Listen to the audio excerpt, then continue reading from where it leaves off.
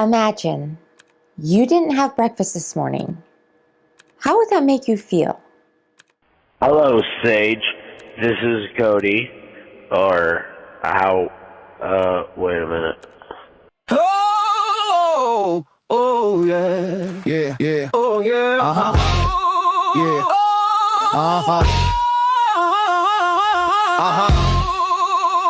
yeah, yeah, yeah, oh yeah, oh yeah, yeah, yeah. Check it out.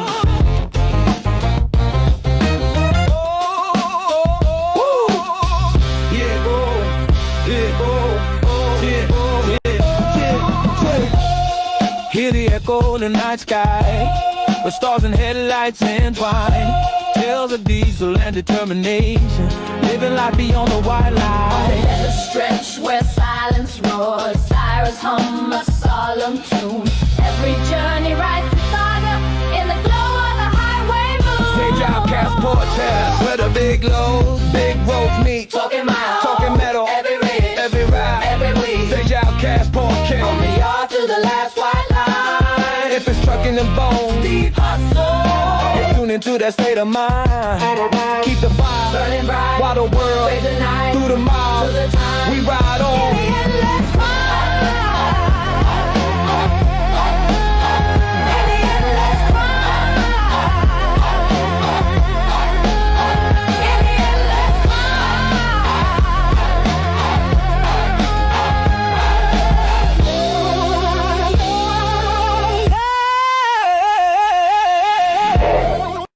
Sage. I'm sorry. Please don't record this. I forgive you. Right, there I am. There I am. I forgive you, Kobe, from someplace in the Midwest, Mid American, Cody, whatever. Who cares? All right, I am back. So basically, I wasn't here yesterday. We'll talk a little bit about that. And then I had an interesting, I think it was Thursday or Friday or something or something. So that, we'll talk about that too, because of course I think I had to plow and I didn't get that plowed. And my plow is now, has a short someplace, and I'll explain this in a minute. I'll explain this in a minute. Hold on. Hello? Hey, What? you are not Kevin Costner. True, I am not. I am Sage from Sage Outcast, and this is basically what we do here when we're not having a kitten climb up on top of me. We're going to talk logistics, we talk trucking, we talk brokering, we talk business, we talk geopolitics, type, a whole bunch of stuff. It is a call-in show. There's the numbers on the screen. Don't call in yet. But I'm like I said, I'm in a difficult phase in regards to switching over from doing the political thing solely to doing more logistical type stuff and things like that. And there's a reason for it. So, yes, where should we start? Let's digress one day. That would be yesterday. So yesterday, I ended up turning the age of colon cancer testing 50. That's right. Yesterday was my birthday. So basically, I'm now 50 years old. Filled 50 years and 1 day, to be completely honest. So I did not. Well, I don't normally do a show on Mondays, but that's basically what I did yesterday. We had a party in the Discord, actually. No, not really. What did I do for my birthday? Let's see. I got my wife surprised me with decorating the house with a whole bunch of "You're 50." That was kind of cruel and unusual punishment. And then we ended up just got Subway, basically, because I'm not really a surprise type person, to be completely honest there. Normally, for the past two birthdays, but prior to this one, I had crippling back pain. So at least for 1 day, that was kind of weird. So I expected that to happen this birthday, but it didn't. It did not happen this birthday. Let's see. And then prior to that, of course, me and the tractor, we got into it a little bit. The tractor's won at this point. Wow. the year's young, so I might win in the end. But I was supposed to plow with the tractor, and then I couldn't plow with the tractor because the tractor wouldn't start. Actually, it started for a little bit, and then it died. And so then I tried to figure out how to get the tractor started. It would not start. The key wouldn't even turn over, so I had to get a plow guy to come out. So that was an interesting story. Let me tell you a little bit about that. Here's what we do up here in pre-Canada, all right? So I went out because I was going to do a show, and it was pretty early in the morning. So I went out there like 5 o'clock in the morning. Still kind of dark, in the wee hours in the morning. And tried to get the tractor started. And the tractor would not start. The key wouldn't turn over. So I'm like, Jesus Christ. Now it's dark outside, so I'm just like, I've got to get the driveway plowed because we got about a foot of snow and we got packages coming, and it's got to be plowed or the UPS will just throw the packages next to the side of the mailbox. And for some stupid reason, listen, here's how this works up here.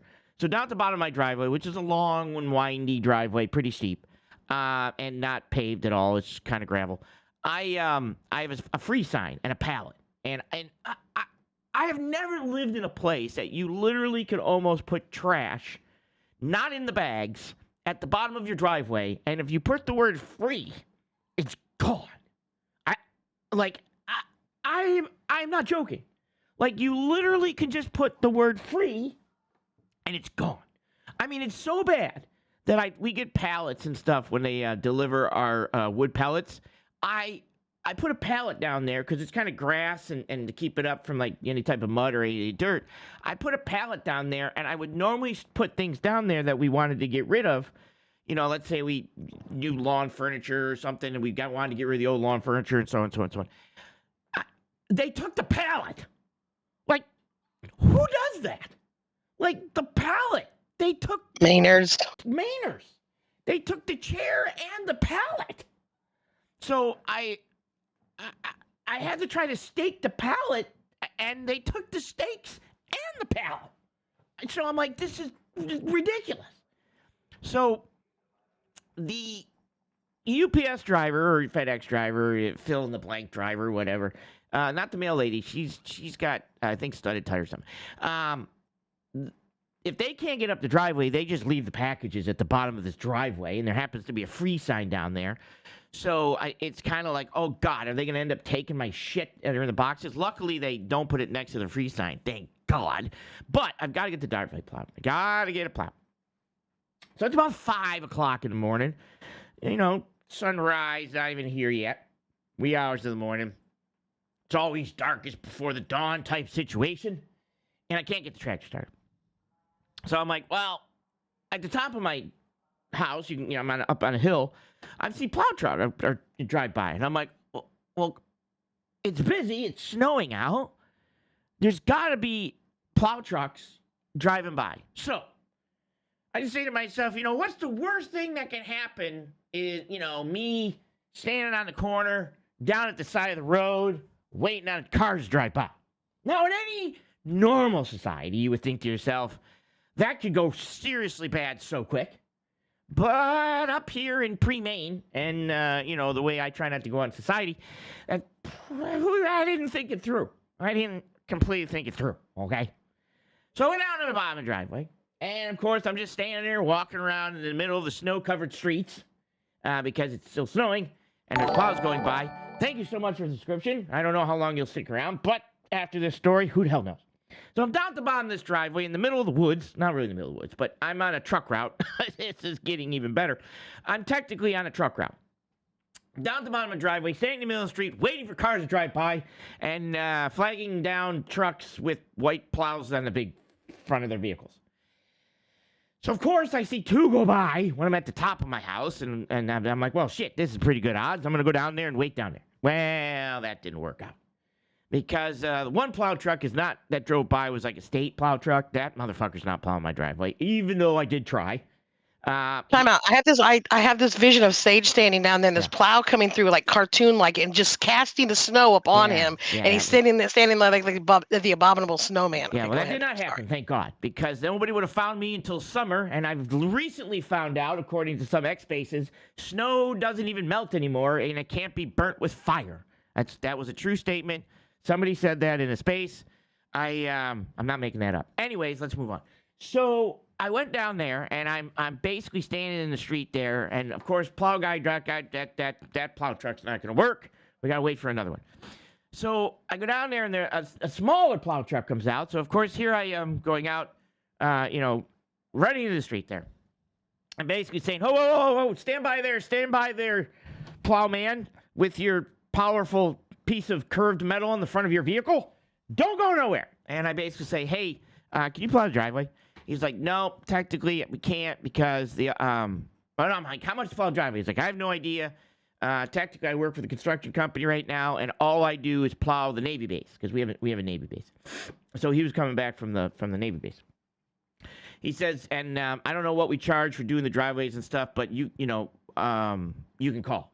And I'm like, well, not a problem. So I had perfect. So I swear to God, this is Maine. So I called out. I'm like, all right, perfect. She's there. All right, I'll call her. So I called down to the construction company, and I'm like, hey, this is Sage. I live up here, blah, blah, blah. I'm about, 2 miles from your location. And I know a truck just went by. God damn you. And I'm like, hey, I just need my driveway plowed. How much do you have a driveway plowed? And the statement was, we're not taking on any new customers. What? What does that even mean? In the middle of winter, in the middle of Maine. What do you mean you're not taking any new customers? It's like, seriously, 5 minutes of your time to drive the truck up the driveway and push all of the snow into the grass. Done. Just one pass. Well, maybe two. Maybe 2 passes. 2 passes. One going up, one going down. 2 passes. That's it. I swear to God. And so I'm probably not going to get any service in any way, shape, or form from this company. My first thought process was, I literally said, what the hell does that mean? I'm not asking. I'm just asking you to push snow with the pickup truck that just drove by my house, going back after plowing the thing. Well, like I said, we're not taking on any new customers, but you can have. I'll give you a list of some other places to call. Fine. I swear to God. Next person that says we can do all this stuff ourselves. We don't need we bring back all the jobs. Bring them all back. Don't worry about them. Bring them back. We got plenty of people here. I can't even get my driveway plowed in winter in Maine. 5 minutes. It takes 5 minutes. Okay. Not even 5 minutes. All right. Fine. I'll stand out here in the middle of the street, standing by with my pant leg pulled up, flagging down plows if I have to. That's the point I was at. I'm just letting you know. Because trucks drove by and nobody wanted to stop and help the poor stage guy with plowing his driveway in a foot of snow. So finally, I got a hold of the mechanic, and I said, look, how much for you to plow the driveway? And he's on the other side of town, and he's like, $20. I'm like, $20 to plow the driveway? Come plow the driveway. Come plow the driveway. So he ends up saying, well, I'm on the other side of town, and I'll be there in a couple hours. I said, okay, perfect. Not a problem. So he ends up coming to plow the driveway. And I'm like, tell my wife, hey, if you see anybody plowing a driveway, let me know. I got to go pay the guy $20. So he starts to plow the driveway, and I don't know. Like, normally plows have little skis on them. I don't know what they're actually called. They're little skis on both ends of the plow to kind of, make it where the actual plow is not completely on the thing. So he starts plowing the driveway, and then my driveway was rutted a little bit, and he ends up had no problem going up the driveway, and then he basically turned around, and he the first time no problem because that was kind of much snow, and then he backed back down the driveway, and then back up the driveway again, and decided that he would take out half the driveway and half the dirt and make a dirt mountain, I guess, in the middle of my driveway for some odd reason. Basically what happened was he must have put the he didn't have the skis, the little skis on each side of the plow. He must have put the plow all the way down, and when he went to back up and then speed back up it again, he must either hit a rock or something, because I come out there and I now have a speed bump in the middle of my driveway. All right? And I'm not talking a speed bump like, slow speed bump. I'm talking Evel Knievel could clear the Grand Canyon with this speed bump, baby. So I'm like, yeah, that's not going to work. That's not going to work, because although I have a four-wheel drive truck, I don't have a mountain climbing Jeep. So that's not going to work. So we basically then had to figure out. Now, luckily, he's got like a construction company too, so he had an excavator and dozer. He had all that equipment. So he's like, yeah, that's going to be tough. Yeah, you think? Here we've accomplished the clearing of the driveway with the snow, but we have now created a new challenge for the FedEx delivery / UPS delivery drivers to accomplish, which would be the building of a mountain in the middle of the driveway.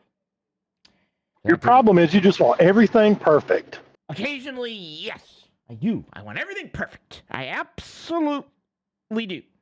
The problem is you keep showing up here, and hey, did you know Wendy's is going out of business? So we might have to have you stop and get Wendy's and onion rings from Wendy's. Just so you know. All right, that's actually a true statement. They're closing down I don't know if they're going out of business, but they're closing a bunch of restaurants. Anyways.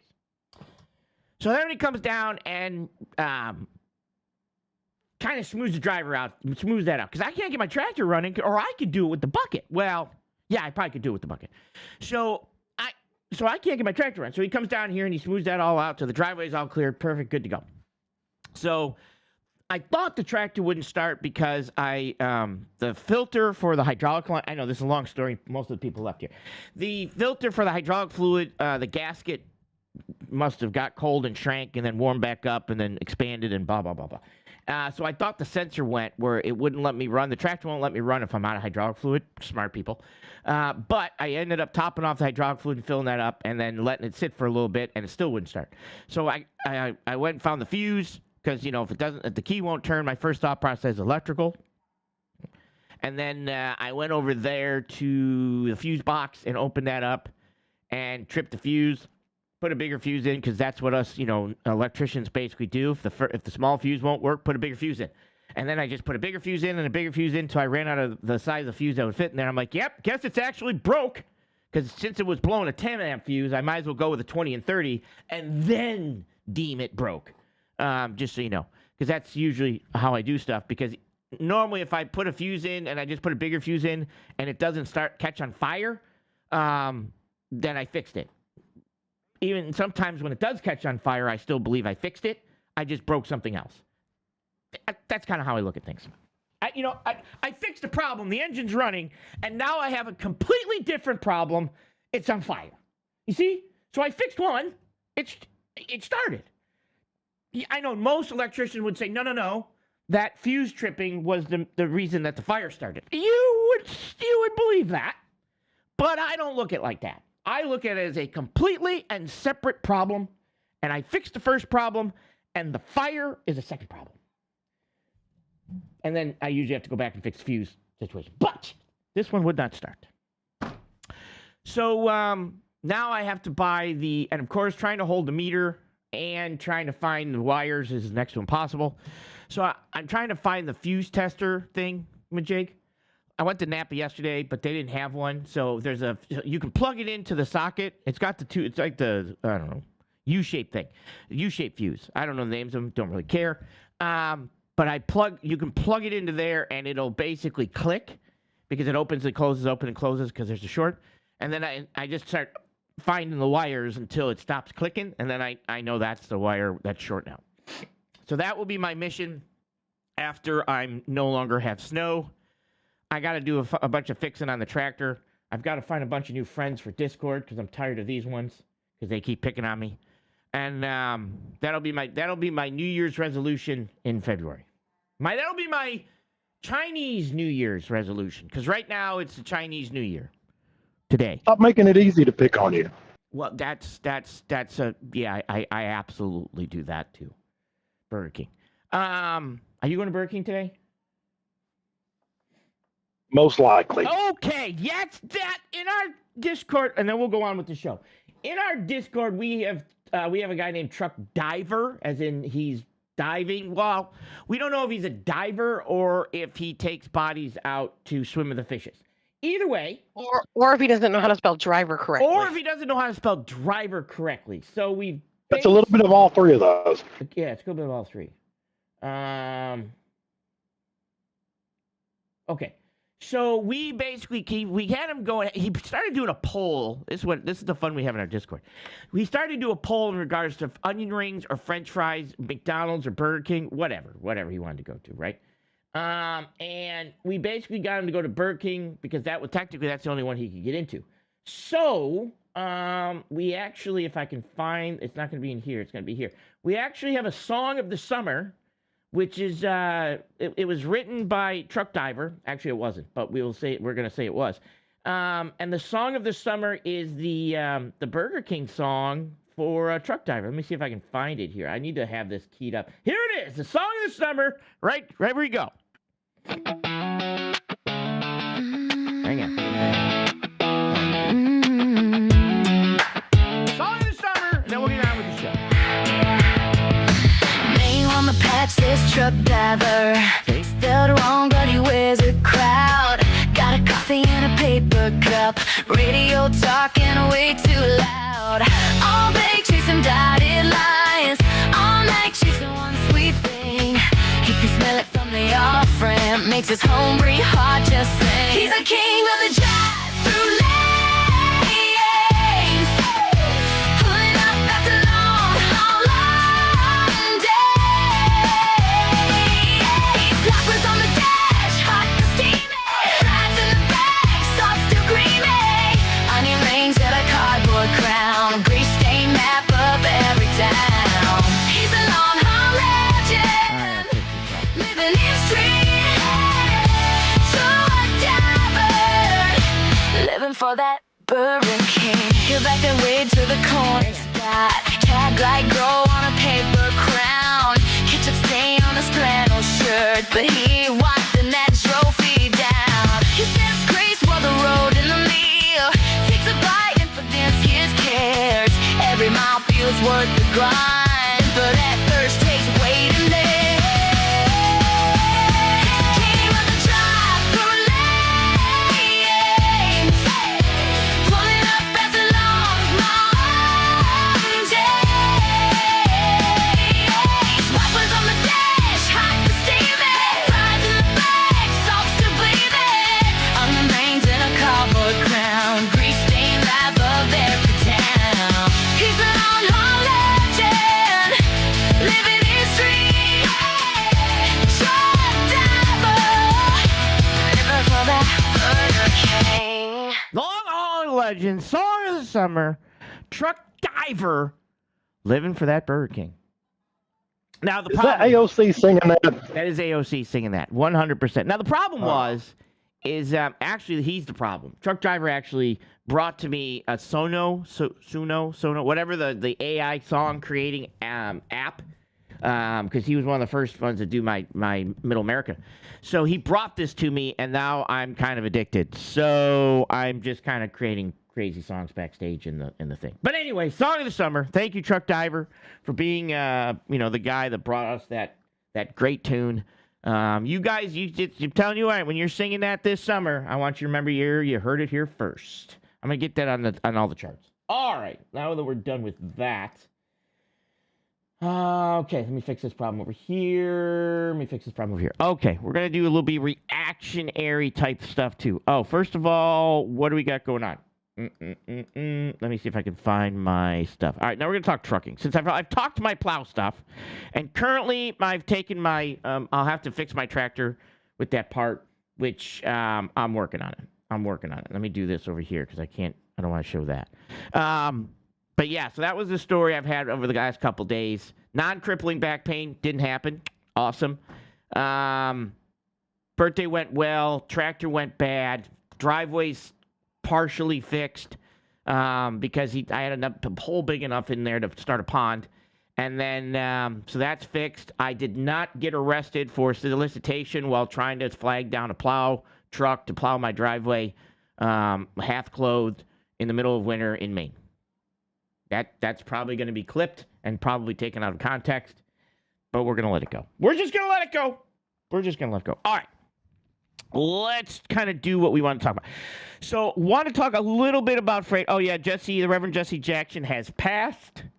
That just basically popped up on screen, just so you guys know. Didn't know if you knew that or not. Moment of silence. And I was looking to cover. Let's see what I want to do here. Where do I want to start? So I just go into that. I'm gonna go into showing. Now I do. This is market conditions, but everybody else use DAT and I use Truck Stop because I want to be different. Plus, I do Open Deck, and if you're to be completely honest, DAT is kind of for van, better for van, and mine is I don't do van, so I go with Truck Stop. Now, why is my stuff all frozen? Hang on. No, exit. Okay, we're not going to do that because my thing. We'll just. Okay, I swear to God. It's like the tractor. We'll do market conditions on Thursdays because I don't know why that just seized up on me. But we'll go into reaction videos. I already had one of those days. You know what the problem was? As soon as I played the song of the summer, I got all flustered, and I don't know. It was AOC singing. Truck driver's a big fan of AOC. And that type thing. All right. So this is Josh. I think his name's Josh. Yeah. Did I get the right one? I did get the right one. This is Josh, also known as the enemy within, also known as they're eating the cats and dogs, and all this other stuff. Now, Josh, I have covered Josh a little bit in some types of shows, but me and Josh, although we see a lot of lines in regards to the political realm of things sometimes. I don't agree with all of his takes, and he probably doesn't agree with all my takes. But when it comes to logistics and trucking, he is a little bit confused in regards to some of the stuff he's saying. Now, I do agree with some of his statements in regards to we're losing some trucking companies. There's a lot of bankruptcies happening. We're still in a freight recession, but there's a lot of other factors that he's not bringing up. So I did want to cover one of his videos that he put out today, and I think I am going to cover this. I'll mix this in because this will work well like this. This will work well. So Josh, like I said, we don't get along exactly but I will do this, and I will clip it. No, I'll do it in a short. It's probably my fault. So I do want to apologize to him a little bit. In regards to the statements that I did say to him, he knows what those are, but I'll apologize for those. I apologize for those statements that I've said early on, but I'll do that in a different video. But in regards to the some of his stuff, I did want to kind of cover this because there's been some confusion, and I've had a couple people message me privately on Discord asking me if this is kind of true and what's going on here. So let's kind of listen to Josh. He already talks fast, so I definitely don't need to have him on 2-speed. Let's do this one. Let's see if this works. You know how MAGA is all... Now, he gets kind of crazy down the road, and it starts talking about sister wives and all this other stuff, and I'm just like, oh, what? So I'm not going to play any of that, but okay. We're going to go this route. Always moving the goalpost. Like, I believe he thinks he's going to populate the world or something. That's his... I don't know. Yesterday, I put out that video showing all those empty truck stops, and they said, if you don't go to the big name truck stops, the big chains... And No. Hang on. Okay, let me go back to the other one. This was the other one. We're going to go to... Hang on. I'm all over the road. It's all that goddamn song did it to me. All right, come on. There it is. All right, here's what we're going to do. Talking to you for a long time now about the absolute destruction of the trucking industry brought to you by Donald Trump. So I thought today it might be kind of fun to actually take you along on a ride along with me. As I'm running through Texas, started near Wichita Falls this morning, heading up 287. Oh, I will turn the phones on. Hang on. Headed towards Denver. And I figured, you know what, on this drive today, I would show you exactly what I'm seeing out here with these... Phones are on. Sonia? His number, 856-600-4654. Sage Outcast. I have questions. Oh, you know what I'm going to do first, though? Because somebody did... I'll do this because this is a much shorter video. I only had an order in which I was basically destroying everything. That would be much better. Where's that one that What's-His-Face dropped in the chat? Oh, was that in the general chat? Yeah, that was in the general chat. Hang on. Thank you for all the birthday wishes. All right. Where's the one that was dropped in the chat yesterday? In regards to the guy at the, with the freight on the side of the road. Anybody know where I put that? Did I put that over here? Oh, there's Truck Diver. We'll get back to him. No, it's over there. Is it over there? Son of a bitch. It's over there. Over to your right. I swear to God, Jenny commented on it. Was the announcement page? No. What are you looking for? What's the thing that the guy left a freight on the side of the road? Where's that link? What? Oh, I don't know. Hang on. And you said the receiver was wrong. It's up there in the research. Maybe it's in the research team ideas. It's in a weird place. Well, we're all in a weird place. To be no, I completely bet you honest. it's in the slow house. Is it in the slow house? All right. All right.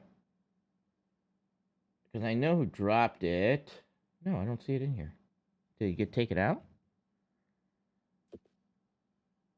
Did you drop it in this one? No.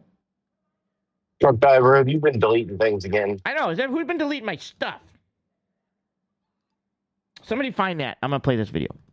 All right. Empty truck stops everywhere you go. And for everyone that don't know, 287 out of Fort Worth heading towards Denver, even beyond that, but it is a major transportation route in this country for freight moving between those 2 points. And obviously 287 goes further than that. You may be using it to get to another part of the country, but you need to understand this is a massive transportation route in this country. Okay. So I decided today, throughout the course of this video, there's going to be some, I guess, B-roll playing that is going to show you the state of the truck stops on this major trucking route, excuse me, here in America. And you guys are going to see some absolutely devastating, just truly shocking things. And you need to understand sort of what a truck stop is, because if you don't know exactly what you're looking at, it can be a little bit confusing. Okay. Like the first truck stop that I showed I'm going you, to try to help him with, well, I'm going to help us all with a little bit of confusion. it had quite a bit more trucks in there than I expected. So I was a little shocked by how many were there. But when I pull in and I turn off to the right, you'll notice there's a spot with like a little broke down trailer sitting there kind of in the middle of nowhere. And that whole row is available truck parking, just empty spaces.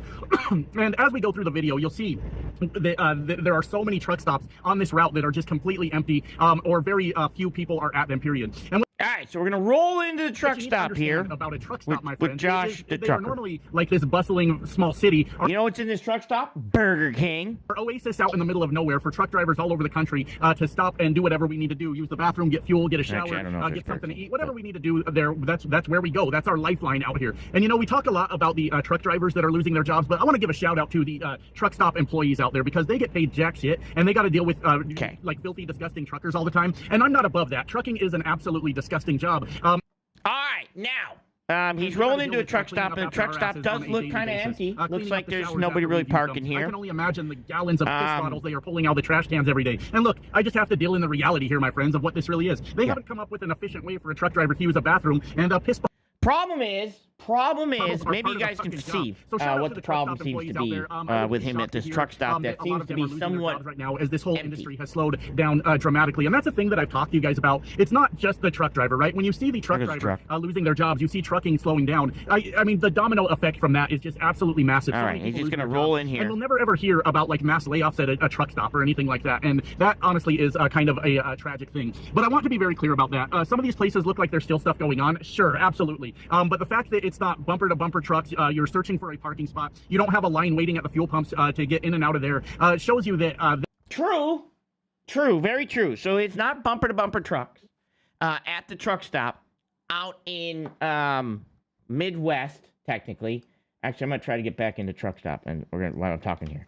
But if you kind of look at what's going on in the video, you'll see where the sun in the sky is. The sun in the sky. It's pretty early in the day. Pretty fucking early in the day, to be completely honest. I'm thinking somewhere around noon, depending on looking at the shadows. So again, there has been, you know, I'm not going to say that, I'm trying to get logged in here, that we haven't had issues with trucking companies going under. with a bad freight economy and things like that. 100%.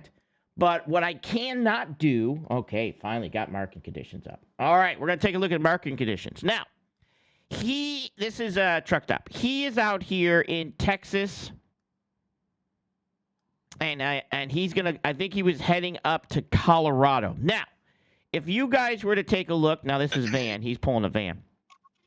If you guys were to take a look, it's pretty simple. This is how this kind of reads. This is market conditions in regards to van freight, according to this is truck stop.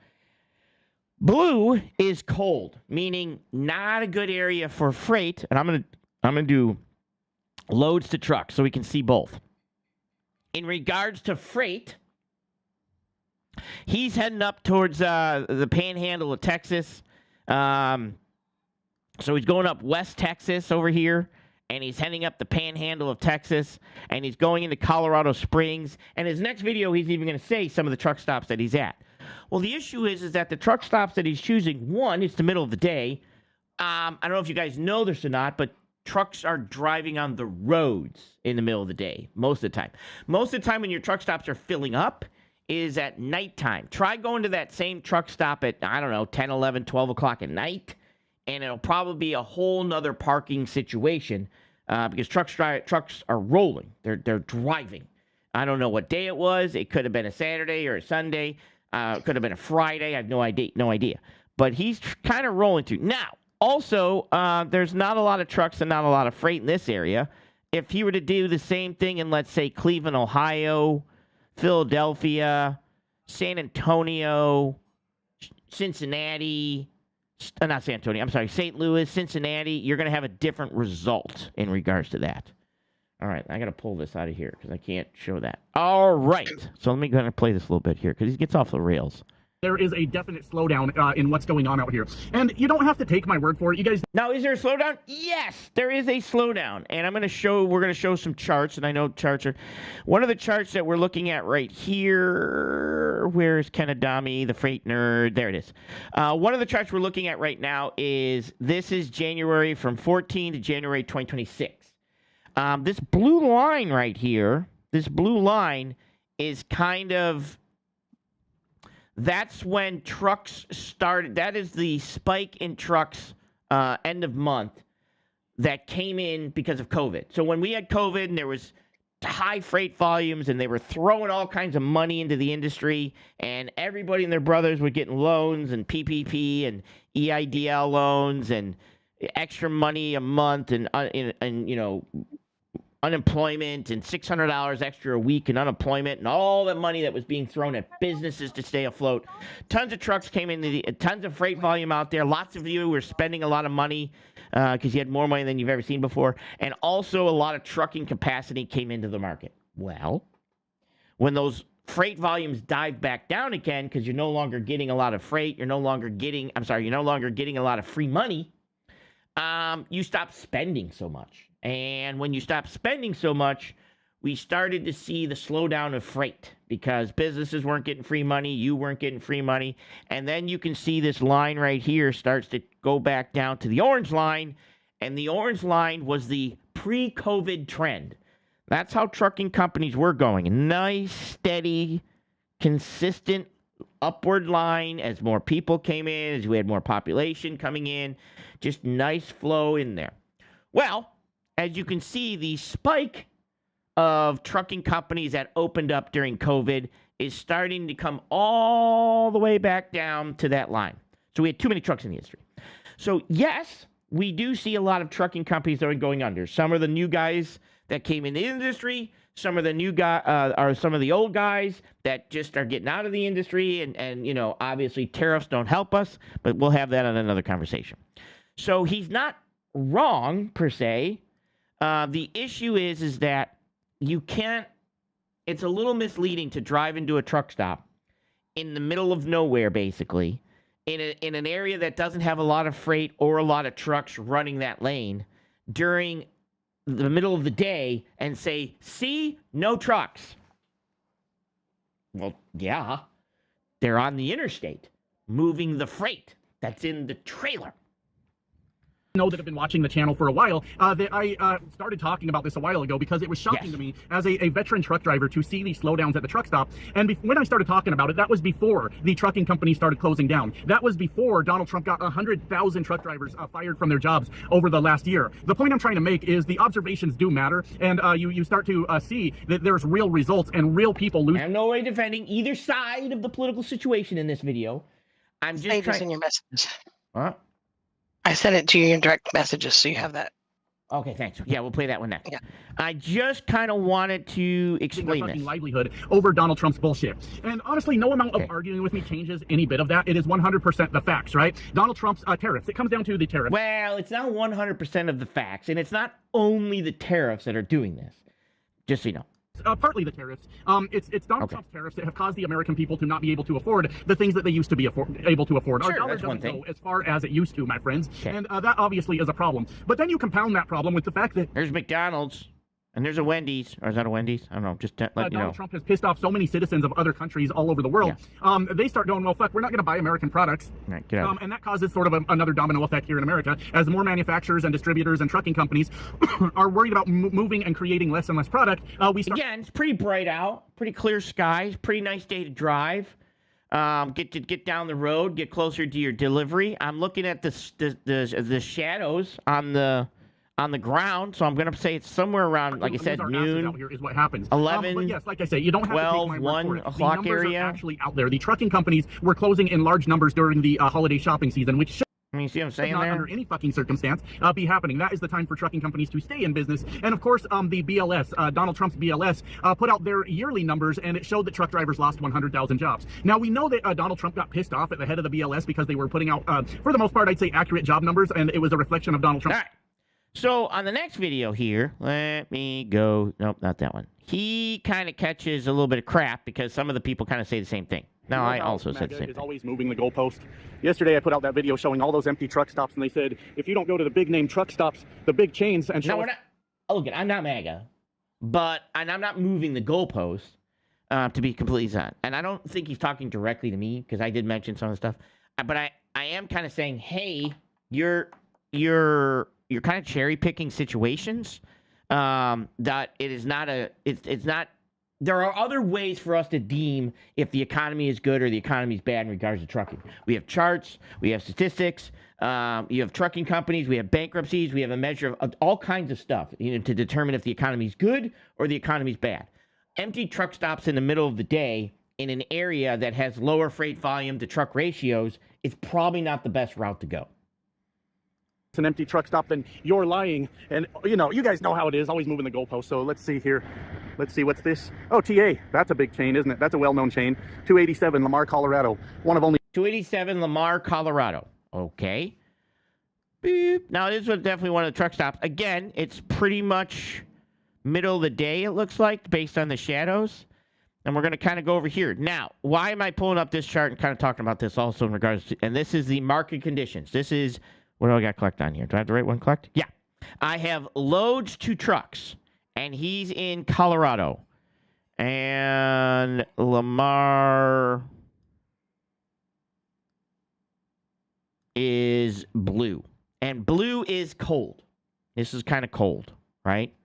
Now, why do I bring this up? Because right now, your condensed of trucks are trying to stay where it's more hot, where the freight's paying more money. Will you have better opportunity to make more money? So although this area here has emptier truck stops in the middle of the day, I can't say that that's going to be a good measure of what's going on out there. 2 truck stops. I love right across the street. So if the MAGA theory were to be true, and I was being dishonest about what I said yesterday, and I went to a chain to show the packed truck stops, then my theory from yesterday would be proven wrong. Whoa, that's Sage, a lot I of can empty show you space. pictures of rest areas in Utah and Colorado that I went to that I would stop at during the great COVID freight boom. And I'd be the only truck in the rest area, the only truck in the truck stop. Yeah, and look, again, yes, 100%. And there's going to be times of the day in areas of the country, and he's probably in one of those, both those times of the day and the area of the country. Now, this is definitely darker on this one right here, because this is probably starting to do sunset, I'm thinking. But again, in the area that he's in, a lot of these guys, basing it on empty truck stops is not the best way to do it. And this is the problem that I have, is if we can, I'd rather show, these are feelings. He feels that this is happening without showing facts, right? And I'd rather show the facts, but he's just all over the road here. MAGA, you got some explaining to do. My friends, how are you? It is absolutely fantastic to see you for yet another video. I wanted to explain the significance of the video clip that I started this video with of the TA truck stop, because I knew yesterday was going to cause a lot of Trump-humping MAGA dork truck drivers to move the goalpost on me, my friends. So we're going to talk about that before we get into the main point of the video, which is the freight rates are falling again in Donald Trump's collapsing trucking economy, my friends. And it was never my goal to make this channel all about trucking. And You're in here. We will Good. continue Don't to go cover nowhere, political things going on. Don't go nowhere, truck diver. But the trucking industry is super interesting right now, and I am a truck driver, and I'm watching the collapse happen right in front of us. So yesterday, if you guys caught yesterday's video, I took you on a little tour through a lot of truck stops through Texas as I was making my way up to Colorado, right? While I was making that trip, I've been making that trip for many years now, and I've noticed over the last year that these truck stops have been just emptying out. These same truck stops that you could have pulled over in a year ago, in Joe Biden's economy, you would have had trouble finding a spot. There would have been people walking across the truck stop parking lot. Even in these small truck stops that are not chains, you would always have people parked up at the fuel pumps, even if they weren't getting fuel because their big company doesn't allow them to fuel there. They would be parked there because they know no one else is going to fuel there either, and they would be inside doing their shopping and what have you. I thought rates were on their way up. Rates are actually going on their way up a little bit. Rates are coming up, so that's not exactly true. See, the fact of the matter is, truck stops are very, very busy places. Like I said in yesterday's video, they are small cities, basically, that keep us running out on the road here. True. And of course, I've noticed this massive slowdown in everything that's going on, and I've been documenting it for you guys. And every time I show what's going on at the truck stops, there's always someone that comes along to move the goalpost, right? MAGA, you wouldn't expect that from MAGA now, would you? Those guys are always moving the goddamn goalpost. I don't know what it's like to even want to live in a world where I completely ignore facts and just keep my head in the sand because my loyalty to Donald Trump is more important than my own goddamn livelihood. But hey, that's not the choice I'm going to make. I personally don't give a fuck if that's the choice other people make. It does not matter to me how much money other truck drivers make, or if they lose their job, or if they go bankrupt, and anything like that. It's not my fucking problem. I'm not making these videos to try to convince truck drivers to get away from Donald Trump. I'm making these videos to explain to my broader audience what is going on out here as far as it applies to trucking. So of course I showed you those truck stops that used to be full a year ago, and you would have trouble parking. That is 100% a fact. And I knew Yes, some truck stops that used to be full. At that time, at that day, I can't tell you. Now, again, like I said, go find a truck stop in a densely populated area at 10 o'clock at night. Good luck with that. just knew that the Trump-humping truckers would come in and say, nuh-uh, because, you know, that's always a compelling argument. And they would move the goalpost yet again and say, no, you have to go to this specific truck stop. You have to go to a truck stop at this time of day. Even though, what was it, 4 or 5 months ago, I recorded a completely abandoned truck stop. It was 9 o'clock at night. It was dark out. And that place was completely fucking empty. There was nothing going on. And that used to be a very, very busy truck stop in Lamar, Colorado. Now, that truck stop started losing a ton of business. A lot of truckers weren't parking there anymore, mainly due to the, you know, slowing freight market. And I think they're paid parking, right? I think they went to paid parking. But unfortunately, that particular truck stop has caught on fire since then, and there's a company using that as a drop yard for all of their trailers now. So that whole scenario has changed. But that, for anybody that knows, it's called like Oasis on the Plains or something. I forget exactly what it's called. But it's on 287 right outside of Lamar, Colorado. And that thing has been packed for fucking years. Before the fire, it was completely empty at that point. So the significance of the video that I started this video with is to show a chain, a nationwide chain, TA. That was at 7 o'clock in the morning. And yes, you will notice that there are some truck parking spots full, but it was 7 o'clock in the morning. Yeah, a lot of truck drivers are leaving so around everybody 6. left to go make their deliveries at 8 o'clock. 7 o'clock in the morning, you're leaving. Truck drivers are leaving around 5 o'clock in the morning because we want to beat this thing called rush hour traffic in places that we deliver. Because a lot of times we're taking, you know, our product into cities where the warehouses are, and the warehouses are usually in the, you know, densely areaed locations of states. You know, we call those cities. And they're usually opening around 8 in the morning. They usually open around 8 in the morning. So you're usually leaving around 6 o'clock to get there around 7 o'clock, 7:30, so that you can check in and get unloaded by 8 o'clock. So that's kind of a normal thing. You'll also notice a significant portion of them empty. But what you'll also notice as I panned across to the fuel pumps, there was only one truck on all of their fuel pumps at 7 a.m. at a nationwide truck stop in America. Do you know why? Do you know why that happens in truck drivers? I know why. So truck drivers have a clock, and it's recorded by an ELD, electronic log device. So what happens is once you start your clock, and fueling would be starting your clock, your clock starts, baby. You're limited on the amount of time you can drive and limited on the amount of time you can work. And that's all recorded by this electronic device in the truck. We call it an electronic log device. So most of the time I would do the same thing. I wouldn't start my day by fueling. I would start my day by a pre-trip, right? Or post. I used to do pre-trips and post-trips, but that's changed. But so I would fuel at night when I came into the truck stop, ending my day. So and one of the reasons we did that was I could then go in and shower after pumping diesel into the truck, because you get if you fuel, you get showers. So I would do it. Most truck drivers are wanting to fuel at their end of their day rather than the beginning of their day, so they're not starting their clock and then, pumping fuel, then having to go in, and then move on. You could kind of pump the fuel. You don't get held up by a dumbass on the pump that won't move while you're trying to get out of there and get to your delivery. Correct. So a lot of times what we do is we try to fuel at the end of the day or middle of the day if we're running low on fuel. But a lot of times I would try to fuel at the end of the day. Also, I tried to fuel when it was cooler. That was just kind of a mental thing for me. And the end of the day is usually cooler. So when I was coming in there, that was more based on fuel density and stuff like that. But that probably didn't do much of a factor. But in my mind, it did. But then again, I'm the guy that stands out in the middle of the road flagging down plows with, we'll talk about that later. Where the big companies go to fuel up their trucks, right? I was told yesterday I was being dishonest about the entire thing. But the biggest takeaway you need to take from that is I don't know if he's being dishonest by it or if he's twisting the narrative. He's just using feelings, not facts. Yeah, pretty much. Parking lot. I was looking at my phone. I wasn't looking up watching for traffic because there straight up wasn't any traffic moving through that truck stop parking lot at a nationwide chain. And like I said, it doesn't fucking matter to me if the MAGA dorks pay attention to what I'm saying or not. I don't fucking care. I'd roll out at like 5 a.m, get to my delivery at 6:30, even if it was until 8 o'clock. Because if it was first come, first serve, screw this. I want to be first. Right. I'm not trying to save them from themselves. I do not give a shit. As a matter of fact, if all the Trump humpers lose their jobs or lose their trucks or whatever, maybe we could start actually making progress in this industry instead of a bunch of guys yelling about DPF systems and the deaf and e-logs. Oh my God, e-logs. They go on and on about how they used to make so much more money when they used to run paper logs illegally. But then if you actually go back in history when the ELD mandate went into effect, company drivers' wages nearly doubled fucking overnight because all the artificial capacity from everybody lying about if they were available to drive the truck or not immediately left the market.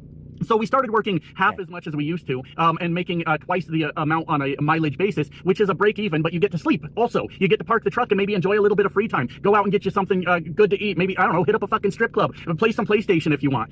Gone were the days of fucking truck drivers doing meth to stay awake 23 hours a day so that they could make the same amount of money that they were making before. It's fucking bizarre, the things they yell about. And I was not an owner-operator when that happened, when the ELD mandate went into effect, but I have to assume that the same thing happened, was the freight rates jumped dramatically for the owner-operators because all of that artificial capacity was removed from the fucking market. My God, I don't understand the mindset of people that want to work 22, 23 hours a day for the same amount of money that they can make in an 11-hour day. Doesn't make a bit of fucking sense to me, my friends. But unfortunately, I got the Trump-humping truckers' diapers up in a bunch, and I say... Phones are on, too, if you'd like to call in. You can call them, well, technically religious related. His number, 856-600-4654, Sage Outcast. Oh, yeah, and diapers because they do whatever Donald Trump does, and Donald Trump wears diapers. So I think that's a fair assessment, right? It's the same group of people that taped maxi pads to their ears after Donald Trump staged an assassination attempt in Pennsylvania. They stood in solidarity with maxi pads strapped to their fucking heads. Fucking dorks. Absolute fucking dorks. But I was talking not too long ago, to finally get back to the actual point of the video, the meat and potatoes, so to speak. It was just a couple videos back about how the spot market seems to be doing pretty well right now. And I'll try to explain as best I can. The spot market has a... Okay. I'm going to see how he does here. A lot of nuance to it. There's a number of ways that a load can end up on the spot market. It's basically a load board where carriers can bid on the load. And normally it goes out to the lowest bidder. That's how the whole thing works. Sometimes it doesn't. Sometimes the lowest bidder is just too low, and we're like, no, thank you. I don't feel comfortable. So it's not always the lowest bidder, just so you know. That's not a true statement. Let me fix that problem. So as I am a freight broker also, and a licensed insurance agent, and a CDL holder, and a super Summer of the Song writer on Truck Diver. We'll leave that one out.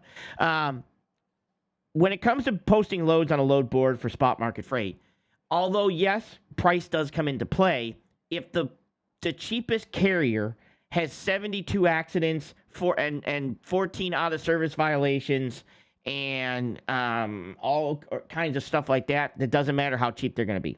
So it also is based on the safety scores and a bunch of other stuff that it goes out to a carrier. So it's not it's compliance, things like that also. So it's not just the cheapest bidder.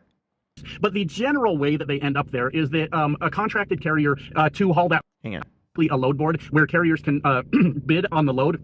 And normally it goes out to the lowest bidder. That's how the whole thing works. But the general way that they end up there is that a contracted carrier to haul that freight for one reason or another did not have the capacity to move the freight, and then it goes out to the load board to try to get it moved from, an independent contractor or another trucking company or what have you. There are other ways it can end up there, but that's generally the idea of how it works, right? That's one of the ways, yes. It could also end up there, like it might not be under contract. It might be just a lane that was not under contract. They don't do it too often enough to put it under contract. It might be an overflow market, meaning that the truck didn't fall off of the lane. They have an extra load this week. It could be a smaller company that doesn't put their stuff out for contracted freight. They just do spot loads, things like that. So there's a lot of other factors that it can cause it to go in the spot market. True. And the spot market rates seem to be doing pretty well, right? And I was a little interested in that, and not at all surprised, but I will tell you straight up that my theory of why it happened was wrong. And I'm willing to admit when I'm wrong about something, but my theory of why it happened would have been beneficial for the owner-operator truck drivers out there. And it might have been long-term sustainability for them. And I'm never going to argue with a guy making his fucking money. I'm not opposed to people having a payday out here. That would be fucking silly of me, right? So my theory was that because of all these trucking companies going out of business, because we've been documenting that, right? All through the holiday shopping season when trucking companies should not be closing, they were closing the doors. And my theory was that that's causing the spot market rates to go up because all the contracted carriers are now fucking out of business, which is making the shippers and the brokers scramble to find somebody to move that freight, which would naturally cause a a spike in the freight rates, my friends. And look, that's like it's a mixed bag if that's the situation. That's bad news for the companies that went out of business, but at the same time, I'm all for breaking up the big companies out here. I think they've held this industry hostage for far too long. And I wouldn't mind seeing like the big players go bankrupt. Prime Inc., Swift, Knight, Schneider, Werner. I wouldn't mind seeing them have to scale back and fucking give us a seat at the fucking table for once. What people don't understand is I'm not opposed to truck drivers making money. That's why, one of the reasons why I can't fucking stand Donald Trump, because he bankrupted. Okay, so I have no idea. He drifts so much into chaos. I have no idea what the hell he's talking about sometimes. Hang on a second. Hang on. Jesus Christ. You know what? You know who you are, and you might not be, I know you're not in Discord, but you're probably watching this, and I hate you for making me have to watch this. Just kidding. The doors. And my theory was that that's causing the spot market rates to go up because all the contracted carriers are now fucking out of business, which is making the shippers and the brokers scramble to find somebody to move that freight, which would naturally cause a a spike in the freight rates, my friend. No, a lot. It's not. I mean, that's one factor. Sure, there are ones going out there, but we're also losing a lot of capacity in the market that is leaving the market. But we're also not gaining as much capacity because of other factors like insurance, freight brokers that make it a little bit more difficult for you to come into the market because you don't have inspections or you're too new, that we're just not looking to hire new guys right now, stuff like that. And look, that's like it's a mixed bag if that's the situation. That's bad news for the companies that went out of business, but at the same time, I'm all for breaking up the big companies out here. I think they've held this industry hostage for far too long. And I wouldn't mind seeing like the big players go bankrupt. Prime Inc., Swift, Knight, Schneider, Werner. I wouldn't mind seeing them have to scale back and fucking give us a seat at the fucking table for one. You have a seat at the table. You can go get your own customers. I don't even know what that means. What people don't understand is I'm not opposed to truck drivers making money. That's why, one of the reasons why I can't fucking stand Donald Trump, because he bankrupted us once already, and apparently we didn't learn the fucking lesson, all right? So it's a mixed bag. Okay. Because, yes, a lot of truck drivers lost their jobs. Michael Johnson's brother. It might be, because he's all over the road. Sure as fuck did. And that's obviously a terrible thing, a terrible sign for the economy when you've got truckers losing their jobs. Truckers are like a massive portion of the economy moving through America. If we lose terms like driver shortage and we start talking about how there's a driver surplus, we've got to fucking fucking situation that's much bigger than the truck drivers, my friends. If there's too many truck drivers in this country, you guys are all out there scaling back on what you buy for a number of reasons. A lot of people are just saving their money. A lot of people can't afford shit anymore because the fucking tariffs have jacked up the goddamn prices on everything. So yeah, it's bad when truck drivers lose their jobs. It's bad when the freight market says we don't need these truck drivers anymore. But it's a good thing if the independent owner operator is getting a piece of the pie out there, right? I mean, I can't be fucking mad about that. You see, I'm kind of torn on that. But the point that I'm trying to get to is that wasn't it at all. It's a much less sustainable reason for why this fucking happened. And I guess I should just let the cat out of the bag and explain why it happened. Please explain to me what happened. God, for the love of God. You guys remember a few weeks ago we had like a massive winter storm that kind of swept across the whole fucking nation. Remember. I don't know how bad the storm was because I happened to be at home during that time. I mean, I went around town a little bit and it wasn't too bad, but I wasn't out on the roads. I wasn't traveling across America. But apparently this storm was bad enough that it definitely slowed down the flow of freight moving through America, right? Yes. And because of that, there was like a 3-week sort of backlog of trying to catch up on that freight that got fucked up during the snowstorm. Now that that is all calming down and getting back in order, by the way, there is a link to this article in the description for you to go read all the fucking details on it. But now that that has calmed down, the backlog's cleared up, guess what just fucking happened? Freight rates are falling now on the fucking load board. The snowstorm was what everyone was... Are you playing this at 3 times the speed? I'm playing this at 1.5 times the speed. Why, is it too fast? Good Lord, does this guy take a breath? There's times I wish he didn't, to be completely honest. But I can't say that, you guys can get the gist of that. But, anyways. Excited about, and that's the fucking problem with these with the spot market, with these load boards, is they can change dramatically in a day. One day you're like, fuck yeah, I'm making so much money, and the next day you're like, holy shit, this is a fucking bloodbath right now. And I've been there, my friends, and this is something I didn't understand years ago when I bought my first truck during the COVID thing. The reason I bought that truck was because I was a little bit oh God. All right, okay. So basically, here's the gist of things. Because I can't do it. Here's kind of the gist of things. So, although, yes, we had a huge spike of COVID. I know we talked about this. And then we had a drop off, and then we've had a freight. Nobody expected the freight recession to last, what the hell are we in? Year 3? I don't know. Year 3. Nobody expected the freight recession to last to year 3. So, although freight volumes have upticked because people have, are buying stuff under Biden and things like that, we still had a lot of capacity in the market. And a lot of this capacity filled too many trucks, not enough freight. So freight prices stayed down. But the problem was we also had inflationary aspects of the industry. So things like mechanics and parts and, I don't know, Jesus Christ, insurance, and all this stuff kind of went up in pricing, right? So that stuff went up. So a lot of the truck drivers basically were competing against those inflationary aspects and stuff.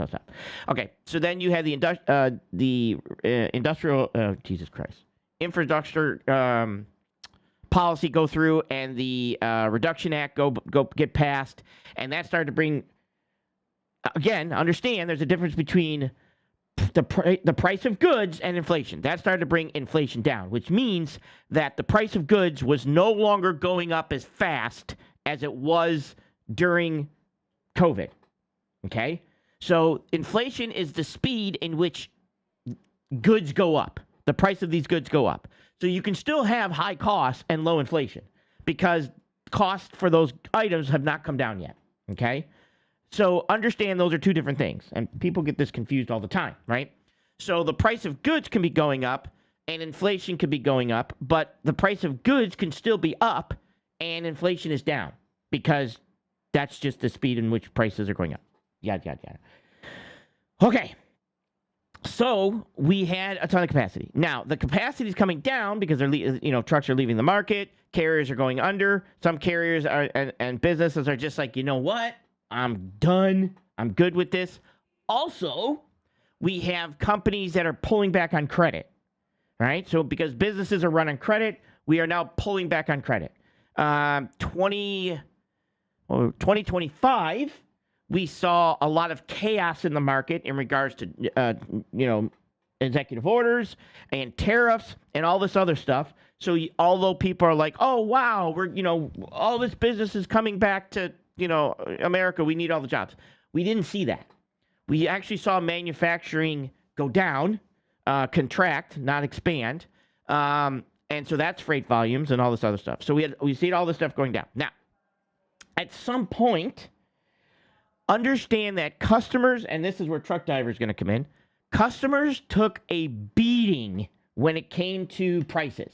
When COVID was hitting and truck drivers were getting $5, $6, $7, $8, $9, $10 a mile, depending on, long, short haul. When they used to be getting $2, $3, $4 a mile, customers were like, what the hell's going on? I didn't budget for this. We just literally blew the budget out of the ballpark, and we're kind of screwed right now. All right, I understand. Now, the aspect of that is customers, meaning manufacturers, shippers, the people that actually pay the bills, their job of their project, of their operations people and their chief financial officers are to keep costs down.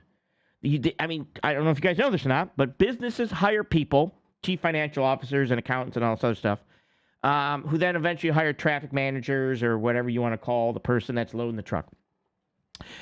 Oh, did you see the video, Jenny, are you in here? Did you see the video of the interview with the guy from RX or whatever? Good. No, I did not. All right, there's an interview with ET Trucking. You should probably listen to that. We'll watch that backstage later. Thanks. Okay. Anyways, where the hell was I going? I was sidetracked. Oh, what part was I already at? I'm getting sidetracked. I feel like where's my drugs? I need to be on my, have a pen to me. So, where was my point? Where was I going with it? Oh, truck driver. Gotcha. So customers are basically saying, hey, these chief financial officers and these traffic managers, their job is to keep costs down. They don't want to pay. They definitely don't want to overpay in any way, shape, or form. So they definitely understand that, hey, a freight broker or a logistics provider or a 3PL or a 4PL or whatever, and the truck provide a service that they need, but they don't want to pay high dollar for that service. And any place that they can save money, they're going to want to save money. So, like my company that I work with, they used to only have 3 trucks. Well, they bought 3 more trucks. Well, they leased 3 more trucks. So now they have 6 trucks because it was cheaper for them to run some of their own trucks, hauling their own freight, than to continue to pay the truck drivers that wanted $4, $5, $6, $7 a mile. So they ended up getting 3 trucks and then trained the new people that they hired, basically trained them, got them their CDL license and did all that. So shippers and customers are still basically out there trying to keep costs down because they're still trying to get caught up from the amount of money that they lost when COVID prices shot up like to the moon. Even in industries like tanker, hazmat, things like this, which are normally niche industries, in regards like overdimensional freight, these are niche industries. So and of course, they're still very competitive. Trucking companies are still very competitive. So other trucking companies, shippers are going and saying, hey, if you want my business, you're going to have to do things like eliminate, what's it called? Truck driver, are you in here still? Or did you leave? I'm still here. What's the term they use that for the eliminating the hazard pay technically? What is that surcharge? Yeah, we charge the customer a hazmat surcharge.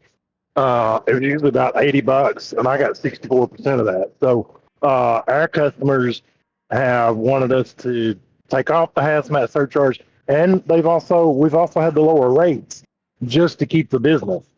Right, and this is the shippers, the direct customers, not brokers per se, but direct customers that are like, hey, if you want to if you want us to keep giving you our business, and you want to keep, and us not to go to your competitor, you're going to have to get rid of the hazmat surcharge, meaning the extra charge just because it's a hazmat freight.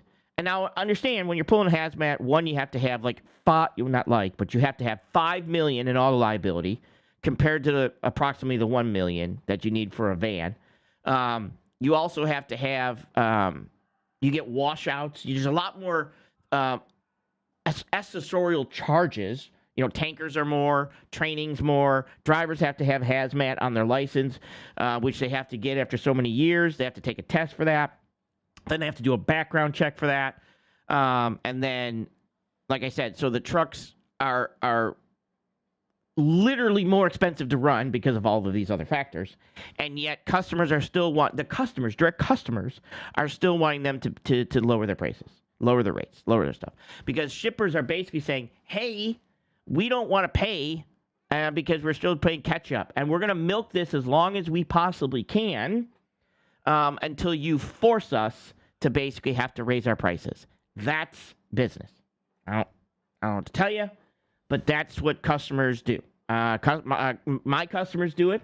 There have been times where I've come in with a price and I've given, the best price I can give, and I've lost quotes to either most of the time for me, I deal with the manufacturer, not the person buying the freight, right? Or the person buying the product.